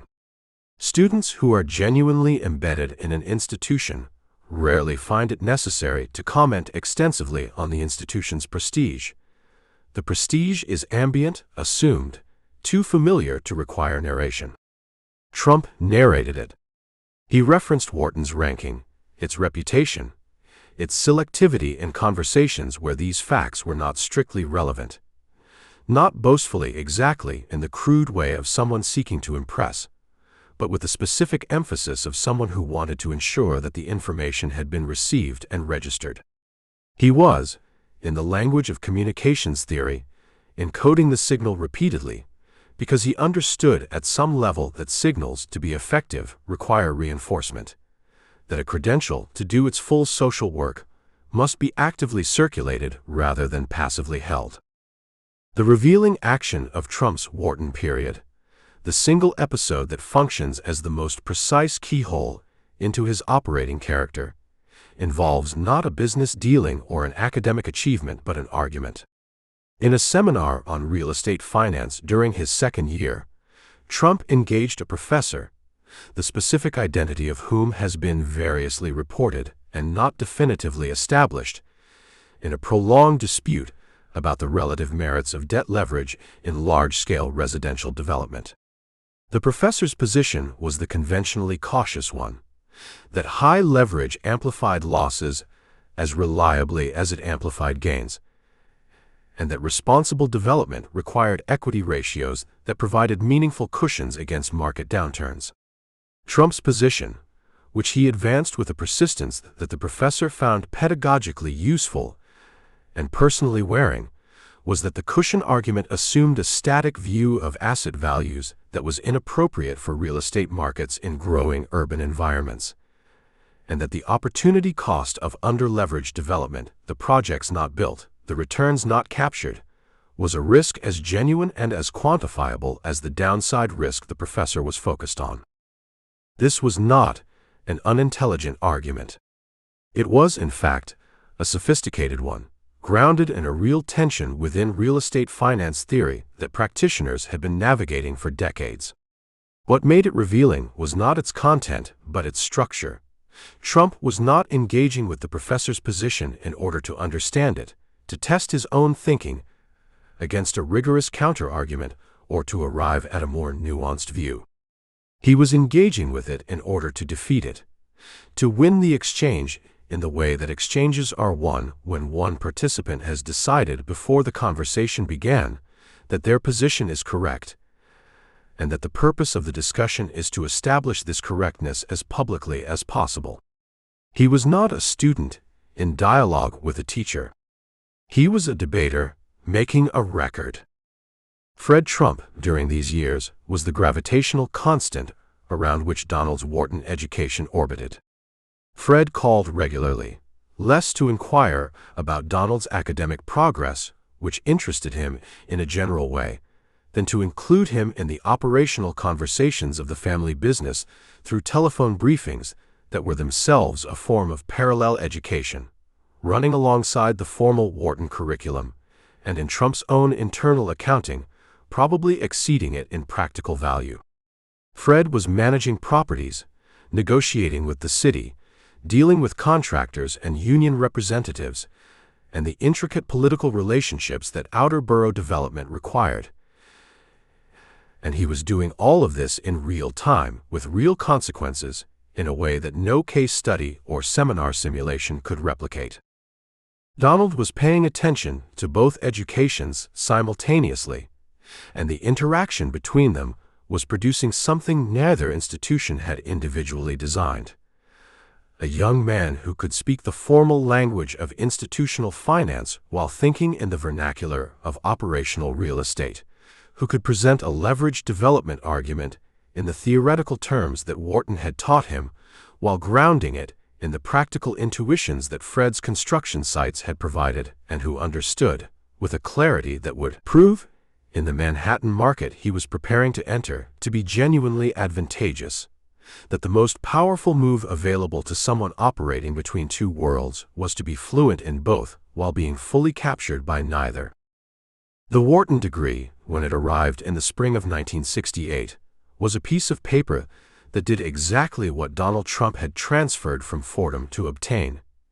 It changed the name available to him when he introduced himself and his ambitions to the people whose attention and capital and institutional endorsement he would need to do what he intended to do in Manhattan. It said Wharton, and the people it was designed to impress heard Wharton, and something shifted in those conversations that would not have shifted had it said Fordham or NYMA or Fred Trump's son from Queens. Whether the education behind the credential had changed him in ways commensurate with what the credential claimed, whether Donald Trump left Philadelphia in the spring of 1968 with a genuinely transformed understanding of financial systems and their human consequences, or whether he left with a credential, a Rolodex, and a set of arguments he had been rehearsing since childhood in a newly legitimized formal idiom, is a question whose answer was already embedded in the way he had engaged with the institution from the first weeks of his arrival. He had watched the other students talk about their fathers and registered the difference. He had spent 2 years acquiring what they had been born with, or, more precisely, acquiring the institutional token that he believed was the functional equivalent of what they had been born with, the key that opened the same doors even if the hands that held it had come from different directions.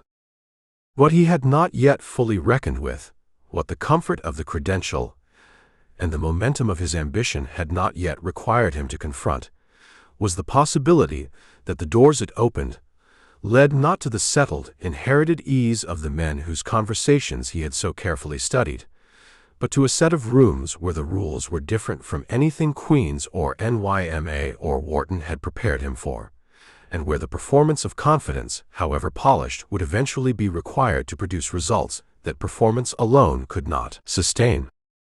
He drove back to New York in the spring of 1968 with the degree on the seat beside him and Manhattan visible through the windshield, and he did not look back at Philadelphia, because looking back was not something Donald Trump had ever found useful, and because everything he wanted was still, as it had always been, ahead of him and to the south, rising from the island in its steel and glass certainty, waiting, or so it seemed to him then, with the uncomplicated conviction of a young man who has not yet discovered the difference between a city that is waiting for you and a city that is simply, indifferently, there. Chapter 7. The Vietnam Draft Deferments. The letter arrived on a Tuesday, and Donald Trump read it, standing in the hallway of the family house on Wareham Place with the particular stillness of someone receiving information that requires immediate recalibration. The precise contents of that specific correspondence have not survived in any publicly available archive, but the sequence of selective service communications that passed between the local draft board and Donald Trump between 1964 and 1968 has been reconstructed, imperfectly but usefully, through the investigative work of journalists who obtained partial records and cross-referenced them against publicly available selective service data from that era. What those records establish is a pattern, not a conspiracy, not a straightforward evasion, but a pattern of successful navigation through a bureaucratic system that was simultaneously universal in its theoretical reach and deeply uneven in its practical application, and that rewarded exactly the combination of resources, information, and institutional access that Donald Trump possessed in unusual abundance. He read the letter. He set it on the hall table. Then he made a phone call, to his father almost certainly, or to one of the lawyers Fred Trump retained for exactly these kinds of operational problems, and the process of management began. The Vietnam War in 1964, when Donald Trump registered with his local Selective Service Board in Jamaica, Queens, was not yet the cultural and political catastrophe it would become within 3 years. It was a commitment, escalating, expensive, increasingly lethal, but still wrapped in enough Cold War rationale to retain the formal support of most of the American political establishment, and the passive acceptance of a public that had not yet been fully confronted with the human cost of what its government had undertaken. Lyndon Johnson had inherited Kennedy's advisors and Kennedy's incremental entanglement in Southeast Asia, and he had chosen, with the catastrophic strategic logic that would define his presidency's ruin, to deepen that entanglement while simultaneously pursuing the great society domestic agenda that was his genuine political passion. The result was a war that expanded faster than the political will to sustain it, that required bodies in numbers that the existing military could not supply from volunteers alone, and that therefore imposed on the selective service system a demand for drafted soldiers that the system was structurally, and, as it rapidly became apparent, socially, ill-equipped to meet equitably. The inequity was not incidental. It was, in a real and documented sense, designed into the system through a series of deferment categories that tracked the contours of American class geography with a precision that a sociologist could not have improved upon. Student deferments, the 2S classification that exempted enrolled college students from immediate induction, effectively guaranteed that any young man whose family could afford to send him to a 4-year college would not be drafted during his enrollment, regardless of the war's manpower needs. Occupational deferments protected men whose civilian work was deemed essential. Medical deferments, the 1Y and 4F classifications that exempted men with physical conditions incompatible with military service, provided a further layer of protection for those who could access physicians willing to document such conditions with sufficient specificity to satisfy draft board requirements.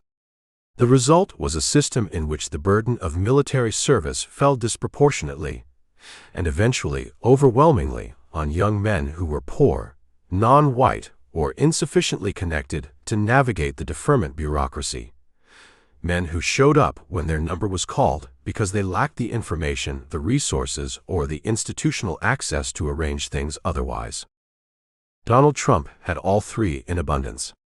He was enrolled in college, first at Fordham, then at Wharton, which provided him with a continuous 2S student deferment from his initial registration in 1964 through his graduation in the spring of 1968. This was not unusual. Hundreds of thousands of young American men of similar background were using the same mechanism during the same period, and the student deferment was so broadly utilized among the college-attending population that invoking it carried essentially no social stigma within the specific social world Trump inhabited. The sons of Queens builders and Wharton professors and Long Island attorneys were not going to Vietnam. The sons of Appalachian coal miners and Mississippi Delta sharecroppers and South Chicago factory workers were. This was understood by almost everyone involved, articulated by almost no one in positions of institutional power, and contested with gathering fury by the veterans groups and civil rights organizations and anti-war activists who were beginning to grasp that the war's human cost was being distributed according to a social logic that had nothing to do with the national interest it was officially serving. The more consequential and more contested chapter of Trump's draft history begins after his Wharton graduation in June 1968, when the student deferment that had protected him for 4 years expired, and the Selective Service reclassified him as 1A, available for unrestricted military service. At precisely the moment when the war's demand for manpower was at its most acute. The Tet Offensive earlier that year had shattered the official narrative of American progress in Vietnam, producing a casualty rate that required the draft to function at maximum efficiency, and the lottery system that would eventually replace the deferment-heavy draft had not yet been implemented. The summer of 1968 was, for a 22-year-old man without a student deferment, one of the most dangerous moments in the entire arc of the Vietnam-era draft. Trump's reclassification to 1A in July 1968 lasted approximately 4 months.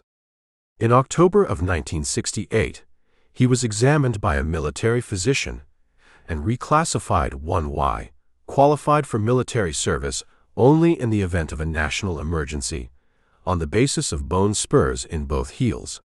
In 1972, this classification was updated to 4F, permanently disqualifying him from service. The bone spur diagnosis has been the subject of sustained journalistic and public controversy for the entirety of Trump's public career, generating a documentary record that is simultaneously detailed and incomplete. Detailed because the Selective Service classifications are a matter of public record. Incomplete because the underlying medical records have never been made fully available, and because the physician who made the diagnosis, a Queens podiatrist named Dr. Larry Bronstein, who died in 2007, is no longer available to provide a contemporaneous account.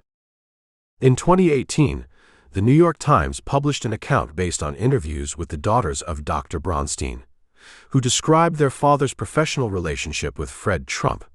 He rented office space in a Trump building and suggested that the diagnosis may have been provided as a favor, a professional accommodation between a landlord and a tenant that had consequences extending well beyond the terms of a commercial lease. The daughters, Elisa Bronstein and Sharon Kessel, told the Times that their father had felt uncomfortable with the arrangement and had spoken about it within the family.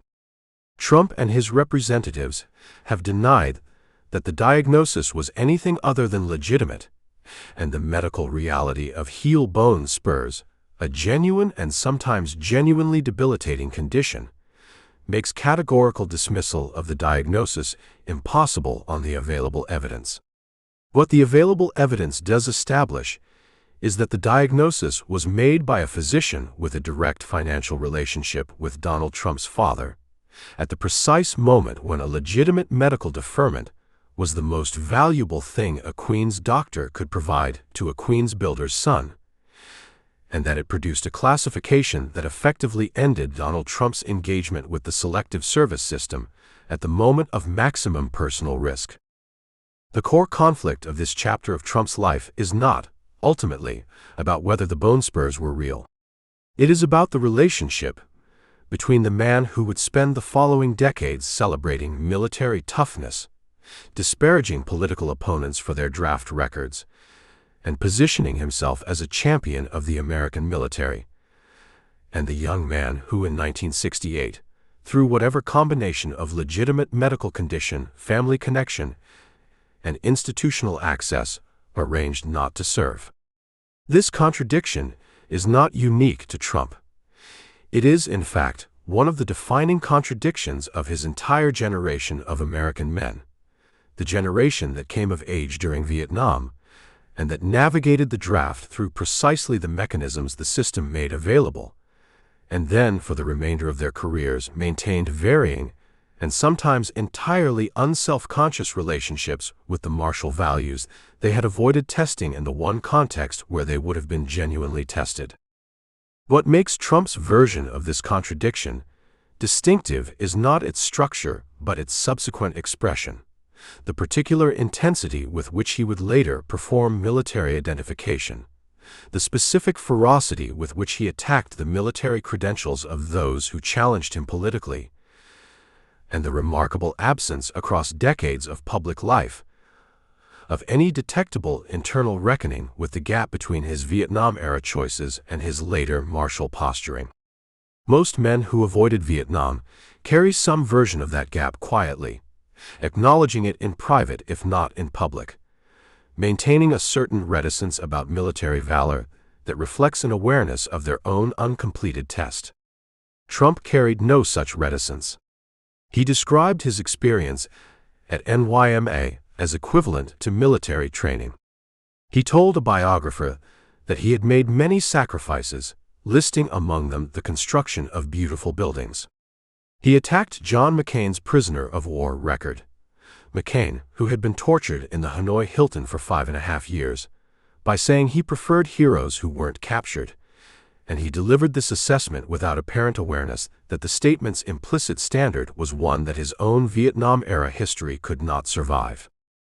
The anecdote that most precisely illuminates Trump's relationship with his draft history during this period, the keyhole into the operating character beneath the public performance, comes not from the draft process itself, but from a conversation he had with a friend in the years shortly after, recalled in one of the several unauthorized biographies that documented his early career. Asked directly about Vietnam and why he had not served, Trump responded not with the embarrassment or deflection that the question typically produced in men of his generation and background, but with a kind of managerial frankness that was, in its way, more revealing than either of those more conventional responses. He had things to do, he said. He had a business to build. The war was a situation he had assessed and determined not to participate in, and this assessment seemed to him, as it seemed to him about most assessments he made, to have been the correct one, vindicated by events. Vietnam, by the late 1960s and early 1970s, had become sufficiently discredited as a strategic enterprise that this retrospective judgment was not unreasonable on its face. What was revealing was not the conclusion but the framing. The war as a variable in a personal calculation, his participation in it as a choice to be made through rational assessment of costs and benefits, the entire moral and civic dimension of the question of what a citizen owes a democracy that is asking him to bear arms, absent from the accounting entirely. Fred Trump's role in his son's draft navigation was, like most of Fred's operational interventions in Donald's life, effective and largely invisible. Fred understood systems and the people who operated them. He understood that outcomes in bureaucratic environments were not determined solely by the formal rules the bureaucracy published, but by the relationships, the access, and the information that allowed people who possessed them to operate within the bureaucracy's gaps and flexibilities. He had demonstrated this understanding across 3 decades of Outer-Borough real estate development, navigating FHA financing structures and city building departments and union contracts with the same patient, comprehensive attention to the human architecture of institutional power. That he would apply this understanding to the problem of his son's draft status is not merely plausible. It is, given everything we know about Fred Trump's operational character and his investment in Donald's future, close to certain. The nature and extent of that application remain, in the documentary record, imprecise, which is exactly how Fred Trump would have wanted it. The relationship between father and son during this period shifted in a way that was subtle but consequential. Donald was no longer simply being prepared for the family business. He was being protected for it, shielded from an interruption that might have cost him years and might have altered, in ways impossible to predict, the specific trajectory that both men had invested so heavily in establishing. The protection was offered in Fred's characteristic mode, efficiently, without sentimentality, without the kind of explicit acknowledgement that would have required either man to examine too closely what was actually being done and why. Donald received it in his characteristic mode, as his due, as the natural operation of a world organized around the recognition of his particular importance, as evidence not of privilege but of correct prioritization. He was 22 years old in the fall of 1968, reclassified, and effectively free of the war, free of the draft, free of the 2-year interruption that had consumed his contemporaries who lacked his resources or his physician's landlord or his father's understanding of how systems accommodate the people they are designed to serve. He turned his full attention to Manhattan, to the deals his father's connections could initiate and his own energy could execute, to the career whose foundations had been laid across 2 decades of Queen's privilege and military school discipline and Wharton credentialing and draft board navigation. What he could not have known, what no one standing in Jamaica, Queens, in the autumn of 1968, watching a young man fold a selective service letter and return to the business of his own ascent, could have known, was that the choices made in the offices of podiatrists and draft boards and family lawyers during those compressed, consequential months would not stay quietly in the past where they had been made, but would instead follow him forward across 5 decades of public life, arriving at intervals and in contexts he had not anticipated, carrying a force that the original transaction had done nothing to prepare him to absorb. Chapter 8. Early Management Training at Trump Management. The elevator was broken again. Donald Trump stood in the lobby of the Clarkson Avenue complex in Flatbush in the early spring of 1968, and looked at the out-of-service sign taped to the elevator door with the expression of a man cataloging a failure rather than simply observing one. The lobby smelled of floor wax and cooking from the upper floors, the specific institutional smell of a building that was clean enough to be habitable and utilitarian enough to be nothing more. A woman with 2 grocery bags maneuvered past him toward the stairwell without making eye contact. A child's bicycle, slightly too large for its owner, leaned against the mailbox bank with the patient fatalism of something that had been left there and forgotten. Trump noted the bicycle. He noted the strip of lobby tile near the entrance that had separated from its substrate and curled upward at one corner in a way that was not yet dangerous but would become so if not addressed. He noted the quality of light from the single fixture above the door, insufficient, the bulb a lower wattage than the fixture was designed for, a small economy that accumulated across hundreds of units into a meaningful line on a maintenance budget.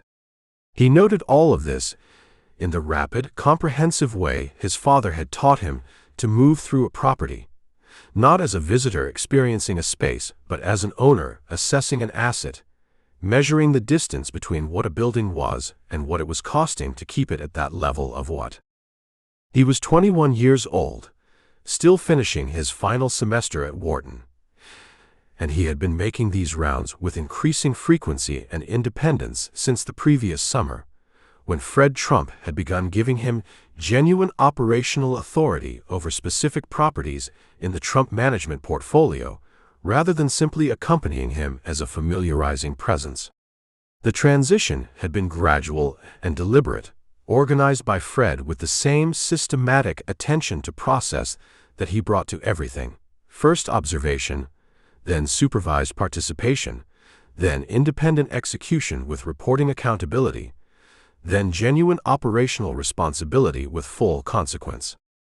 Donald had moved through this sequence more quickly than Fred had perhaps anticipated, partly because the Wharton education had given him a formal vocabulary for financial and organizational concepts he already understood empirically, and partly because his appetite for the specific, tangible, outcome-measurable work of managing real property and the people who lived in it, was genuine in a way that his appetite for academic work had never quite been. The Outer-Borough, New York that Trump was managing in the late 1960s was a landscape undergoing transformation of a speed and complexity that the real estate industry was struggling to comprehend, let alone manage.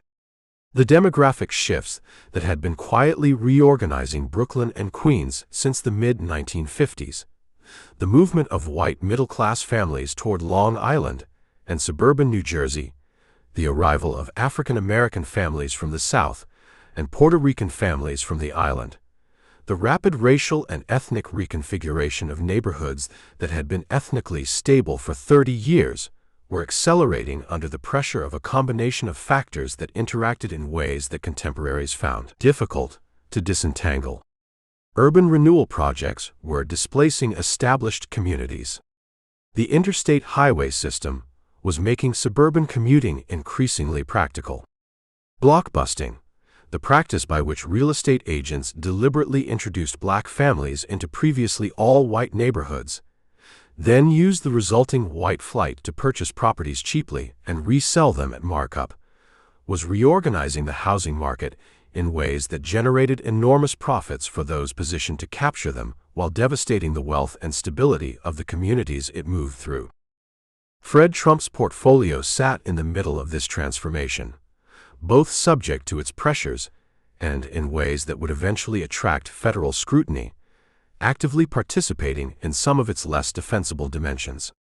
Trump management's properties were concentrated in Brooklyn and Queens neighborhoods, experiencing precisely these demographic transitions, and the company's rental practices, who was shown available apartments, how applications were evaluated, which prospective tenants received callbacks and which did not, were organized around assumptions about tenant desirability that reflected the racial hierarchies of mid-century New York real estate with a thoroughness that the Fair Housing Act of 1968 was specifically designed to address, and that a Justice Department investigation would, in 1973, determine had been violated in systematic and documented ways.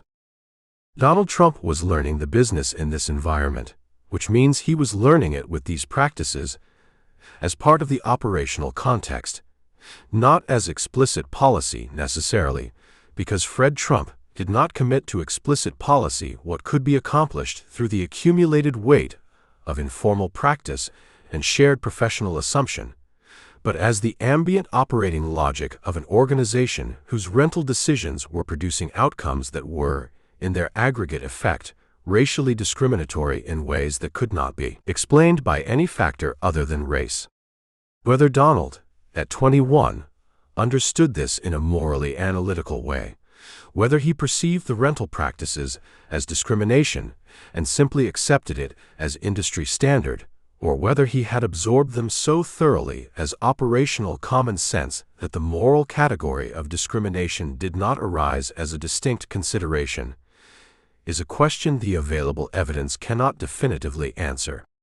What the evidence does establish is that he was present, active, and increasingly responsible in an organization whose practices were discriminatory, and that when the federal government eventually challenged those practices, his response would reveal with considerable clarity which considerations he regarded as primary. The practical work of managing Trump properties during this period was unglamorous in ways that Donald Trump found, to his own mild surprise, more engaging than he had anticipated.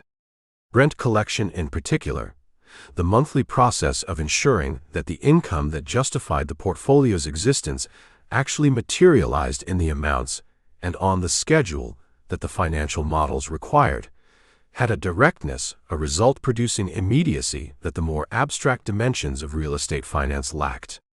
You went to the building. You spoke to the tenants. You addressed the complications, the late payers, the disputers, the people whose circumstances had changed in ways that the rental agreement had not accounted for, with whatever combination of firmness and flexibility the situation required. And at the end of the process, you either had the money or you had a documented situation requiring further action. There was no ambiguity. The ledger said what had happened. Trump approached rent collection with the systematic efficiency his father had modeled and with a directness of manner that tenants recalled in later accounts as neither cruel nor particularly sympathetic. Professional in the specific sense of a person who regarded the transaction as entirely legitimate, the relationship between landlord and tenant as a contractual arrangement to be honored by both parties with equal fidelity, and any deviation from that arrangement as a problem to be resolved rather than a human situation to be understood. He was not a harsh rent collector by the standards of the industry or the era. He was also not a lenient one. He was, in the way that would characterize his management style across contexts and decades, primarily concerned with whether the system was producing its intended output, and secondarily, if at all, with the experience of the people the system was processing.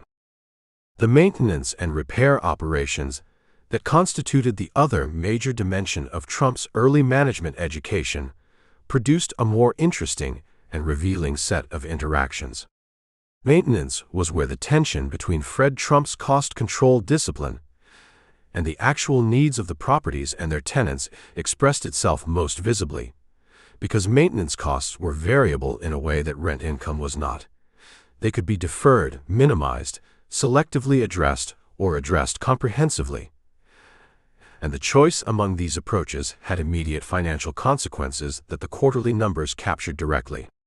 Fred's discipline was to defer what could be deferred, address what could not be avoided, and distinguish between the two categories with a precision that his competitors found either admirable or alarming, depending on whether they were comparing portfolios or managing the same buildings.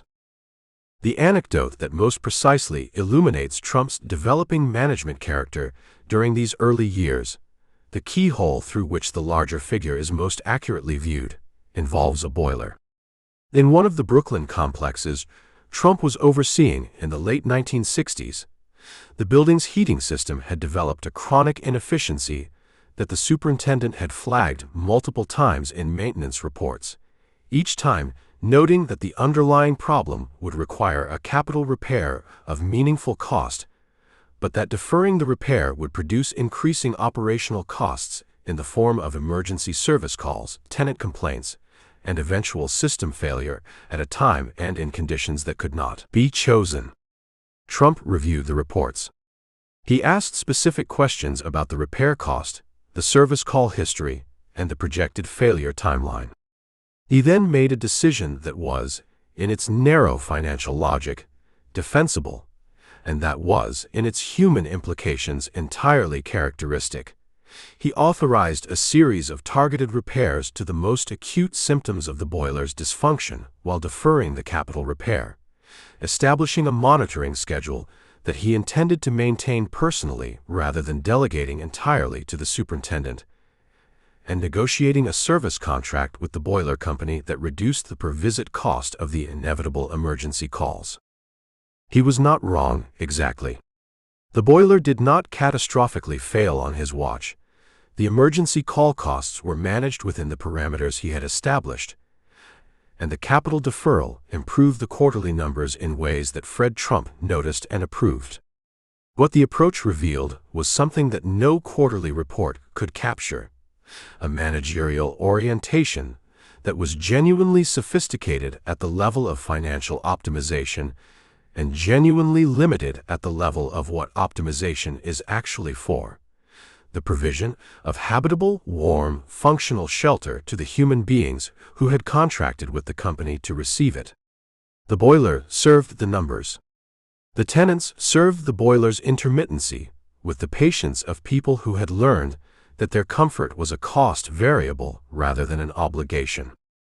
The relationship that most shaped Trump's understanding of the business during this formative period was, paradoxically, not his relationship with the tenants or with the properties, but his evolving relationship with his father, specifically, the way that relationship was changing as Donald demonstrated operational competence that earned Fred's genuine, if characteristically unexpressive, respect. Fred Trump did not offer praise easily or often. He offered it when results justified it, in the specific and limited currency of increased responsibility and expanded authority, by giving Donald more properties to manage, more discretion in operational decisions, more inclusion in the financial conversations that constituted the real intellectual life of Trump management.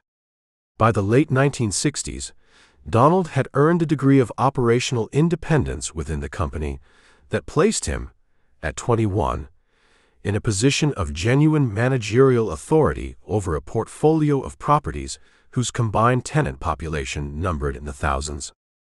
This was real power.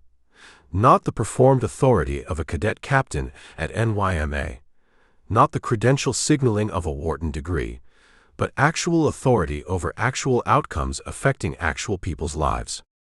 Tenants who paid rent to Trump management were paying it, in a significant number of cases, to Donald Trump or to systems he directly supervised. Repairs that were made or deferred in Trump buildings were made or deferred on schedules he participated in establishing. Complaints that were addressed or unaddressed moved through management structures he was increasingly responsible for. The weight of this was real, and Trump felt it not as moral weight by any available account, but as operational weight, as the satisfying heaviness of a system he understood and could move.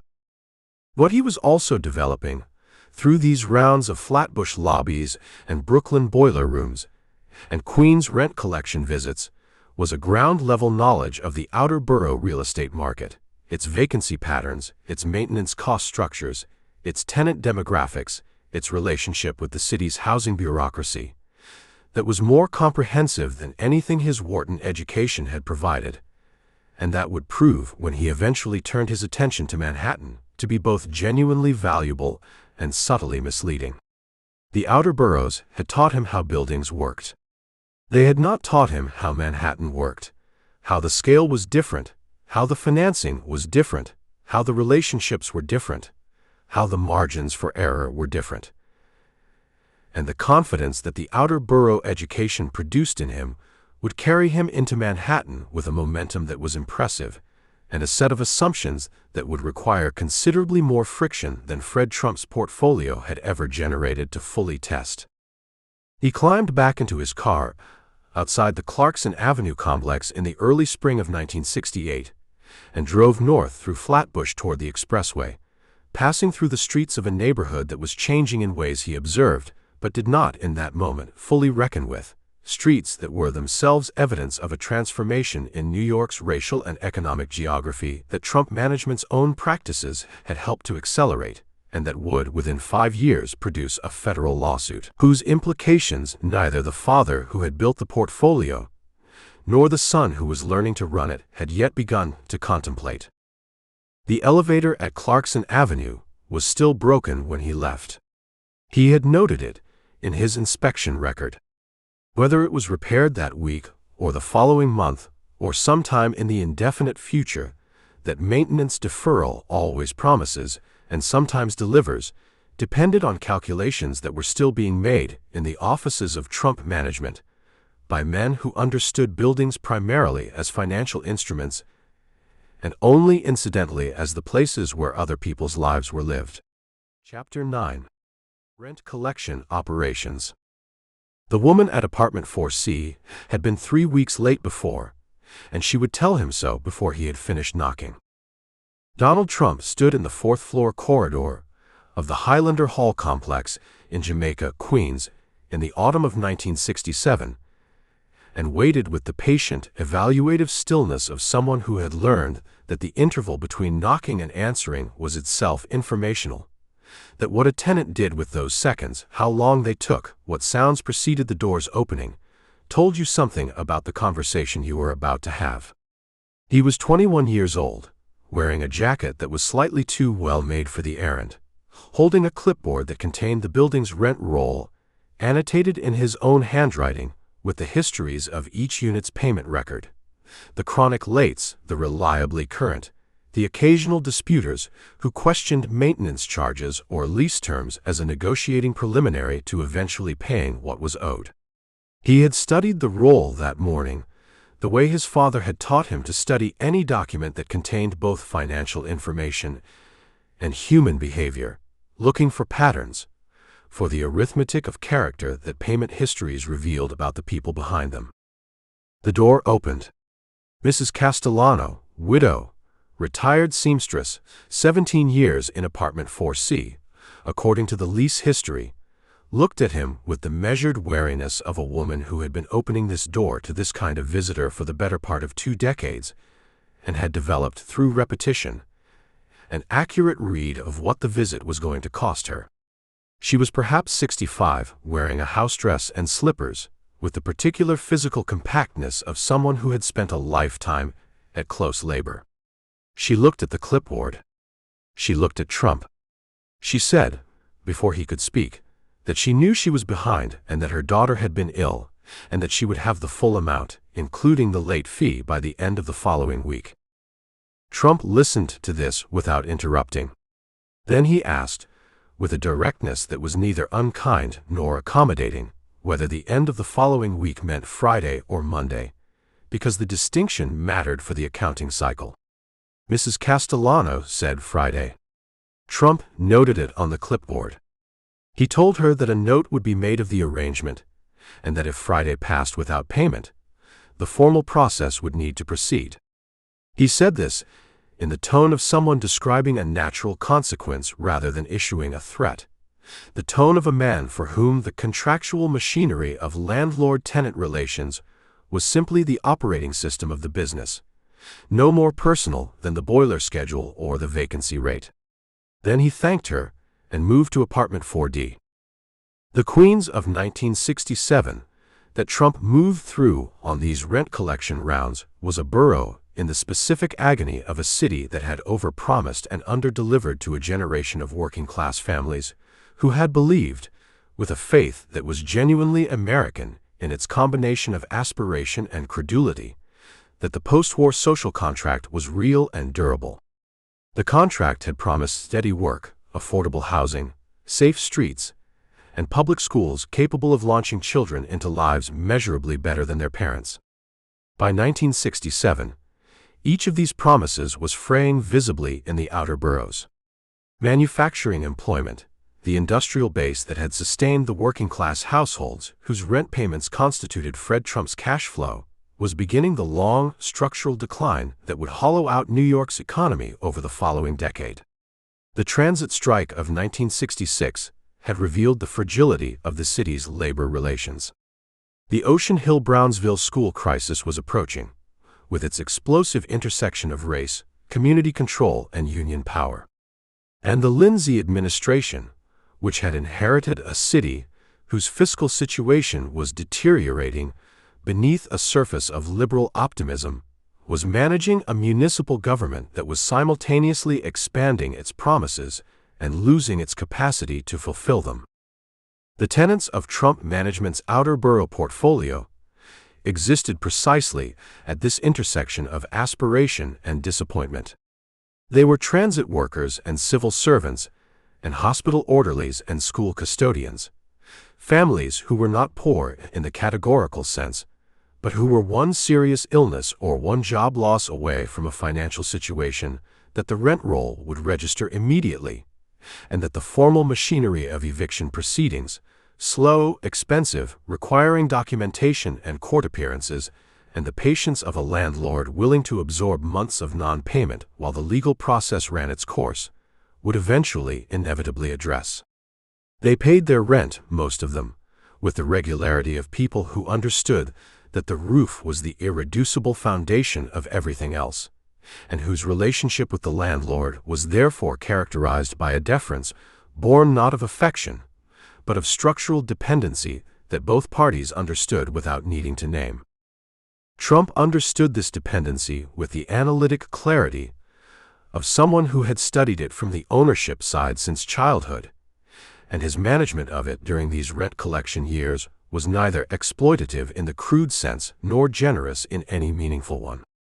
He ran the operations with the procedural consistency that Fred had established and that the portfolio's financial model required, collecting what was owed, applying the late fee schedule with the uniformity that Fred considered essential to operational integrity, pursuing delinquencies through the formal process with a patience that was itself a form of strategic calculation, because the cost of eviction proceedings frequently exceeded the value of the delinquent rent, and the judgment about when to proceed required exactly the kind of case-by-case financial analysis that Trump was developing the capacity to make. The core conflict of Trump's rent collection years was not, as it might appear from the outside, a conflict between a young landlord and his struggling tenants. It was more structurally interesting than that, a conflict between two modes of understanding what the rent collection operation was actually for. For Fred Trump, rent collection was the fundamental mechanism of the business, the process by which the financial abstractions of mortgage structures and operating ratios were converted into actual cash that could be managed, invested, and leveraged into additional properties.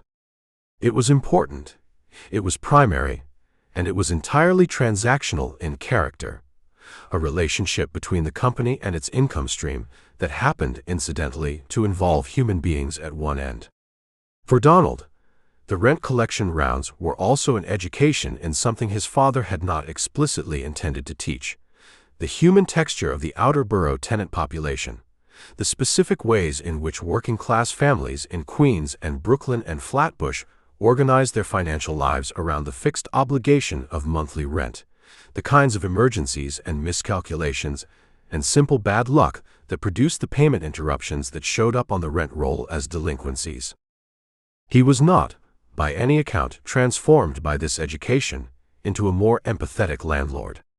What he became was a more informed one, more capable of reading a delinquency situation accurately, of distinguishing between the tenant whose payment problem was temporary and tractable, and the tenant whose situation was deteriorating in ways that would eventually require the formal process regardless of how many accommodations were extended in the interim.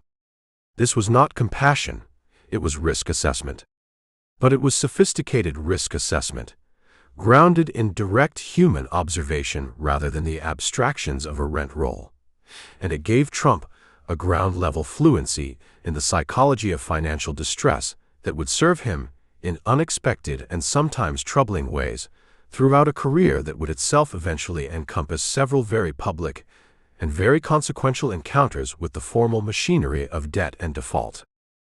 The municipal regulatory dimension of Trump's early management work, his interactions with city housing inspectors, rent control administrators, and the various bureaucrats whose oversight of the Outer-Borough rental market constituted the regulatory environment in which Trump management operated, produced a second and equally important education, one that ran parallel to the tenant education, and that informed his understanding of institutional authority in ways that would prove foundational to everything that followed.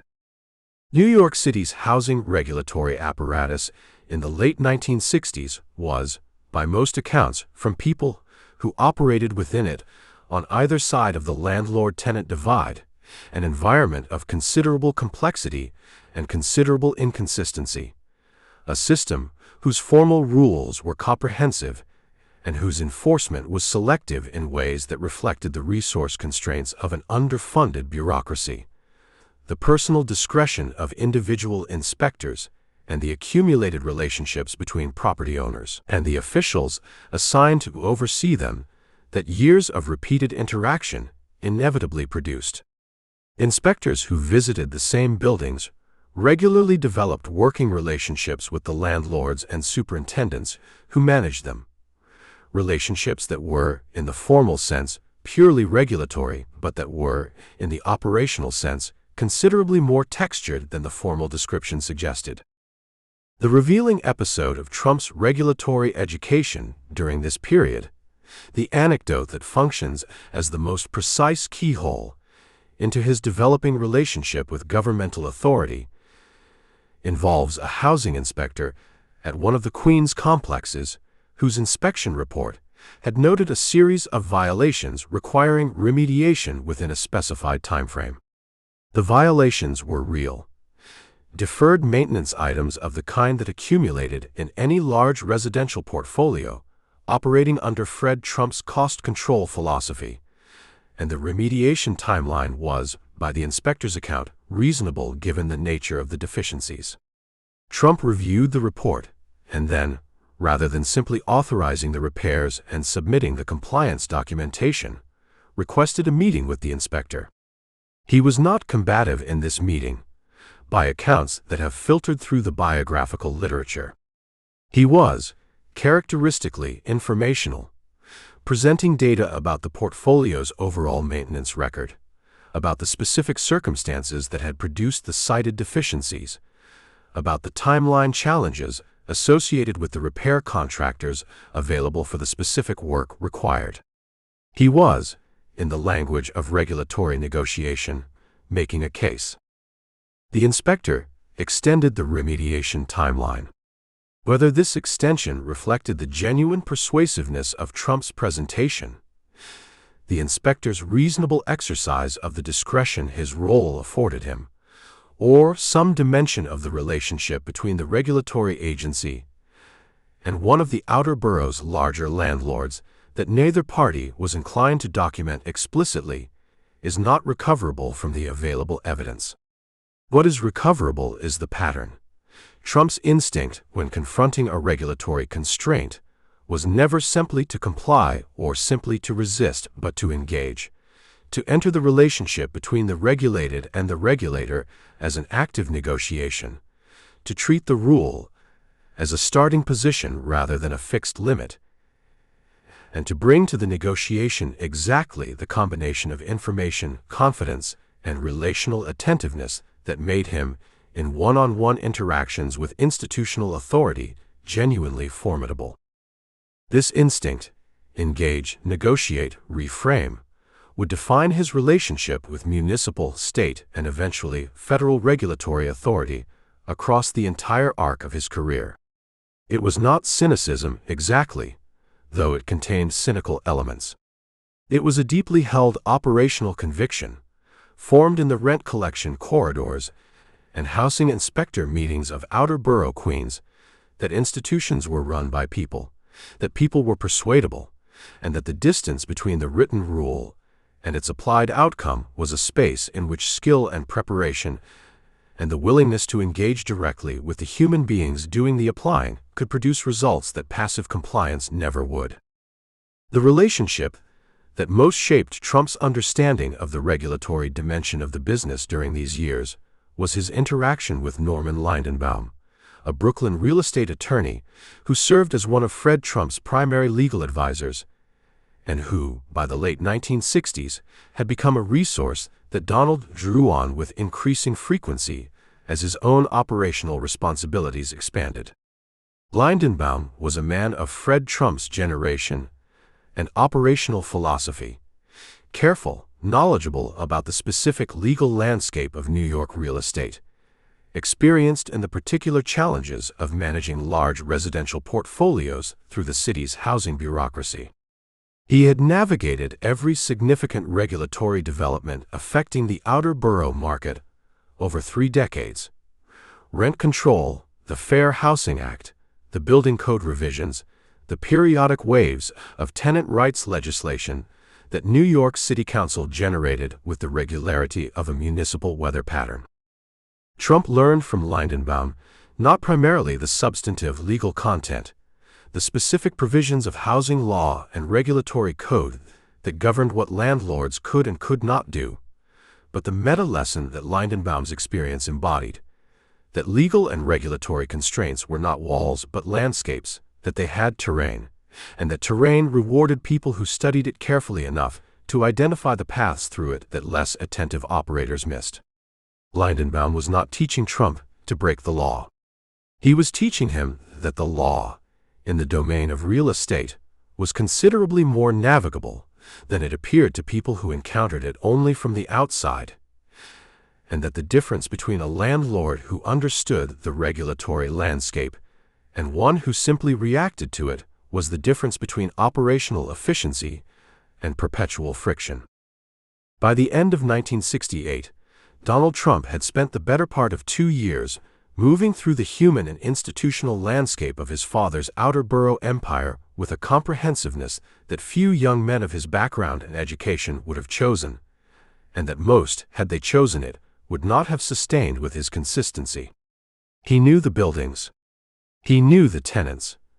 Not personally, not in the way of a landlord who has chosen human relationship as the organizing principle of his management philosophy, but operationally as variables in a system whose performance he was responsible for optimizing.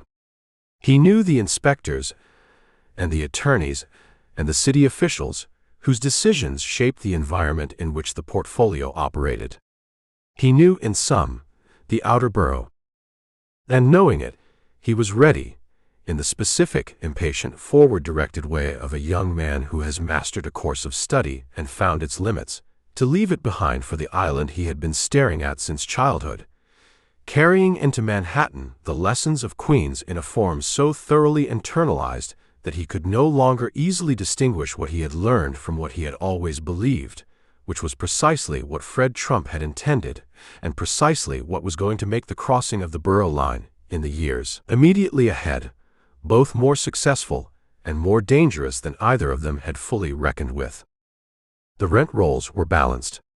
The inspector's extension had been granted.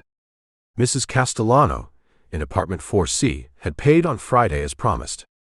Everything was in order.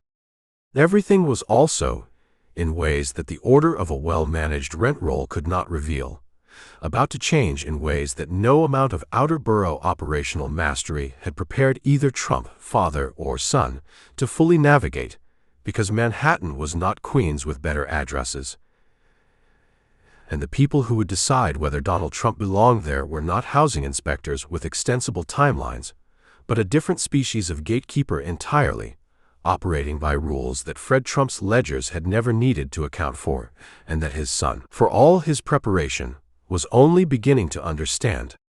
Chapter 10. The Outer-Borough Marginalization. There was a table he was never invited to sit at, and he knew exactly where it was. Not a literal table, though the literal version existed in the form of the dining rooms of the Knickerbocker Club and the Century Association and the boardrooms of the downtown law firms whose partners organized the invisible government of New York's real property market, from addresses on Fifth Avenue and Park Avenue South that Fred Trump had visited perhaps twice in his professional life, and that Donald Trump had visited not at all. The table was a concept, a social fact, a fixed and fully operational feature of New York's power geography that Donald Trump understood with the precise, almost tactile clarity of someone who has spent years studying a door he has not yet been permitted to open. Manhattan's real estate establishment, the developers and financiers and civic figures who controlled the large commercial transactions, the midtown office towers, the hotel conversions, the waterfront developments that generated the front-page coverage, and the institutional relationships that constituted genuine power in the city, operated within a social network so thoroughly self-enclosed that entry from outside required not merely money or talent or ambition, but the specific form of institutional legitimacy that money and talent and ambition, without the right genealogy of relationships, could not purchase directly. Donald Trump understood this in the autumn of 1968 with a lucidity that was clarifying rather than discouraging, because he was constitutionally incapable of experiencing a closed door as anything other than an engineering problem. He was 22 years old, newly graduated from Wharton, formally employed by Trump management in a role whose title was less important than its operational scope, and possessed of a fortune, his father's fortune, the fortune he was positioned to eventually inherit and was already actively working within, that was substantial by any Outer-Borough measure and invisible by the standards of the world he intended to enter. The invisibility was the point. The invisibility was what he was going to fix. New York City, in the final months of 1968, was a metropolis experiencing something close to institutional nervous breakdown. The fiscal foundations that had supported the city's post-war expansion, the manufacturing base, the federal urban aid programs, the property tax revenues from a middle-class population that was now accelerating its exit to the suburbs, were weakening at precisely the moment when the social demands on city government were expanding fastest. The Lindsay administration, elegant and well-intentioned and perpetually outmaneuvered by the organizational complexity of governing a city whose municipal workforce had become, through decades of collective bargaining, one of the most powerful political forces in its own government, was managing a fiscal situation that its public statements consistently described as challenging, and that its internal documents more accurately characterized as deteriorating. The garbage strike had filled the streets. The teacher strike had closed the schools. The police were demoralized. The subway was declining. The city that had organized itself around the premise of its own irresistible centrality was discovering that centrality, in an automobile age with a functioning interstate highway system, was no longer the structural guarantee it had once been. For a young man of Donald Trump's specific ambitions, this deterioration was not a crisis but a context, a set of conditions that were producing, with the reliable generativity of systems under stress, exactly the kinds of opportunities that his father's more conservative, stability-dependent operational model was not designed to capture. Fred Trump built for stable, government-backed middle-income markets.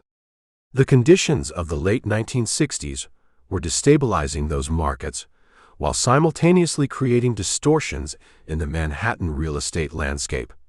Undervalued properties, motivated sellers, municipal governments desperate for development partners who could bring private capital to projects the city could no longer finance on its own, that rewarded exactly the combination of risk tolerance, financial creativity, and shameless ambition that Donald Trump was discovering he possessed in unusual quantities. But to capture those opportunities required presence in Manhattan, and presence in Manhattan required the kind of relationships that the outer boroughs, for all their density and vitality and the genuine sophistication of the real estate knowledge they had given him, could not provide.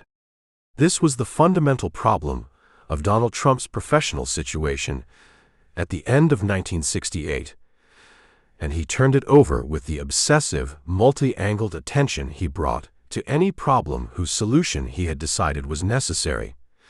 How do you enter a social network that is defined in significant part by the exclusion of people who are trying to enter it? How do you make yourself legible to a world that has organized its recognition practices around signals you do not possess and cannot quickly acquire? How do you cross the borough line when the borough line is not a geographic boundary, but a social one, maintained not by explicit gatekeeping, but by the accumulated weight of relationships and assumptions and the comfortable human preference for doing business with people who feel familiar? The psychological dimension of this problem was, for Trump, inseparable from its practical dimension, because the outer borough marginalization he had experienced was not merely an economic or professional circumstance, but a formative identity condition, the ambient context in which his understanding of himself, his family, and his relationship to power had been constructed since childhood. Jamaica Estates had been prosperous, but not Manhattan prosperous. Fred Trump had been successful, but not Manhattan successful.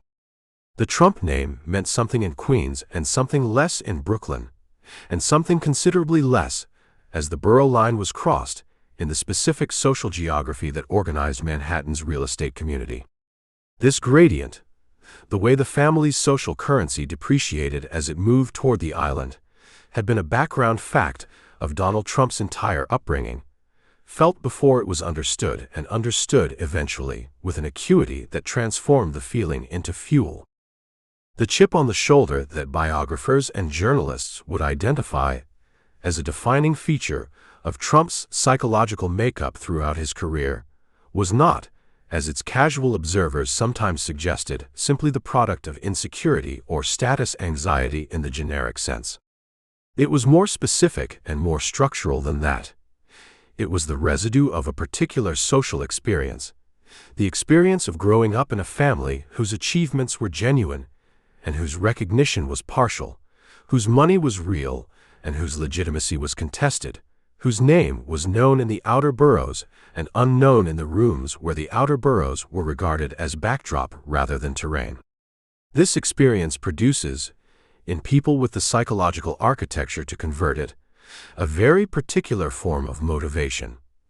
Not the mild competitive drive of someone who wants to outperform their peers, but the consuming, organizing, around-the-clock ambition of someone who has decided that the recognition withheld is going to be extracted, and that the extraction is going to be total. The revealing action that most precisely illuminates Trump's psychological relationship with outer-borough marginalization during this period is not a single episode, but a habit, a repeated, deliberate, almost ritualistic practice that multiple people in his circle from the late 1960s recalled with varying degrees of bemused specificity. Trump drove into Manhattan. He drove in, not for appointments or meetings or specific errands, but for the drive itself, for the experience of moving through the city's streets in the specific way of someone conducting a reconnaissance, studying the properties and their addresses, and the names on the construction hoardings, and the relationship between buildings and their blocks, and the larger patterns of a real estate market that was, if you knew how to read it, as legible as a rent roll. He drove up Fifth Avenue, and along Park, and through the side streets of Midtown, and down the avenues of the West Side, which was then in the middle of the transition from the urban renewal devastation of the 1950s toward the gentrification that would eventually make it one of the most valuable residential districts in the city. He was studying Manhattan the way a general studies terrain before a campaign, not for pleasure, not for the tourist's appreciation of a magnificent city, but for the operative intelligence that would eventually allow him to move through it, not as a visitor from Queens, but as a participant, a principal, a name on the hoardings rather than a face behind the windshield. This practice, the windshield reconnaissance, the systematic self-education in the physical geography of a market he intended to dominate, was both genuine strategy and psychological necessity. It was the way Trump managed the period of waiting, the interval between recognizing the opportunity and being positioned to seize it, which is for people of his temperament one of the most psychologically demanding experiences available. He was not constitutionally suited to waiting. He was constitutionally suited to action, to the forward motion of a deal in progress, to the specific satisfactions of a system being moved by his agency. The reconnaissance drove gave him a form of productive motion during a period when the most important work he was doing was internal. The slow, difficult, largely invisible work of building the relationships and accumulating the knowledge that would eventually support a Manhattan entry that could not be attempted prematurely without the risk of a failure that, in the tight social world of New York real estate, would be both public and lasting. The figure who most directly shaped Trump's understanding of his own outer borough position and the strategy required to transcend it was not Fred Trump, whose relationship with Manhattan was marked by the particular combination of envy and contempt that characterizes people who have been excluded from something long enough to have organized a philosophy around not wanting it, but Louise Sunshine, a Democratic Party fundraiser and political operative who would later become a Trump executive, and whose orbit Trump was beginning to enter through the political connections that Fred's long involvement in Queens civic life had generated. Sunshine was a woman of formidable social intelligence who operated with equal fluency across the city's political, civic, and real estate worlds, and whose ability to move between domains, to translate the currency of one world into the currency of another, was exactly the capability that Trump was most acutely aware he lacked and most urgently needed to acquire.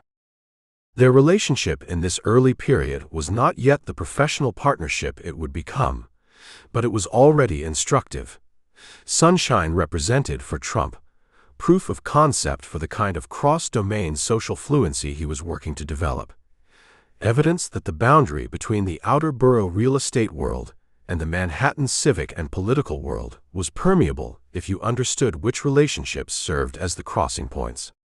She introduced him, directly and indirectly, to people whose names he recognized from the newspapers and whose existence in the same room as a young man from Queens was itself a kind of data, evidence that the table he had identified existed and that people were sitting at it, and that the path to a seat, while not simple, was not sealed.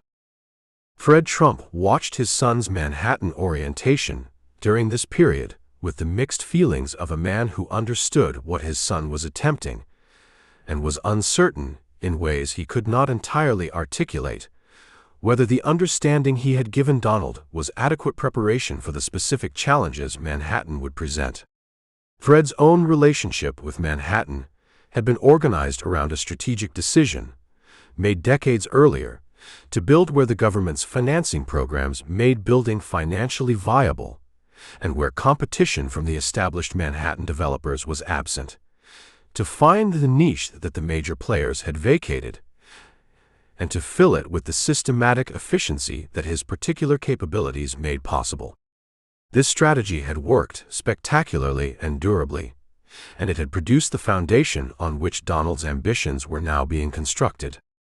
But it had worked precisely because Fred had operated within his competencies, had never overreached into markets whose dynamics exceeded his analytical grasp, had maintained the fundamental discipline of a man who preferred certain smaller wins to uncertain larger ones. Donald was not making that calculation, and Fred knew it, and the knowledge produced in Fred a pride in his son's ambition that was genuine, and a worry about his son's risk tolerance that was equally genuine, and that expressed itself in the characteristically indirect, emotional vocabulary of their relationship, as an increased attention to the financial structures of the family enterprise, to the question of how much of the Outer-Borough Foundation could be made available to support a Manhattan venture whose parameters Fred could not yet evaluate, and whose downside, in the worst case, could affect the entire portfolio that represented everything he had built across 4 decades. The autumn of 1968 closed with Donald Trump in a condition that was, in its specific combination of capability and frustration, almost perfectly calibrated to produce either great achievement or catastrophic overreach.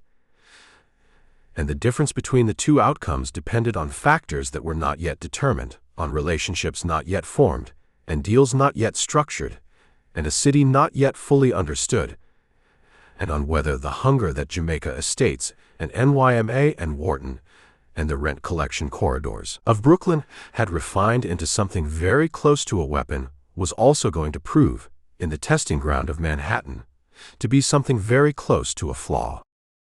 He was ready.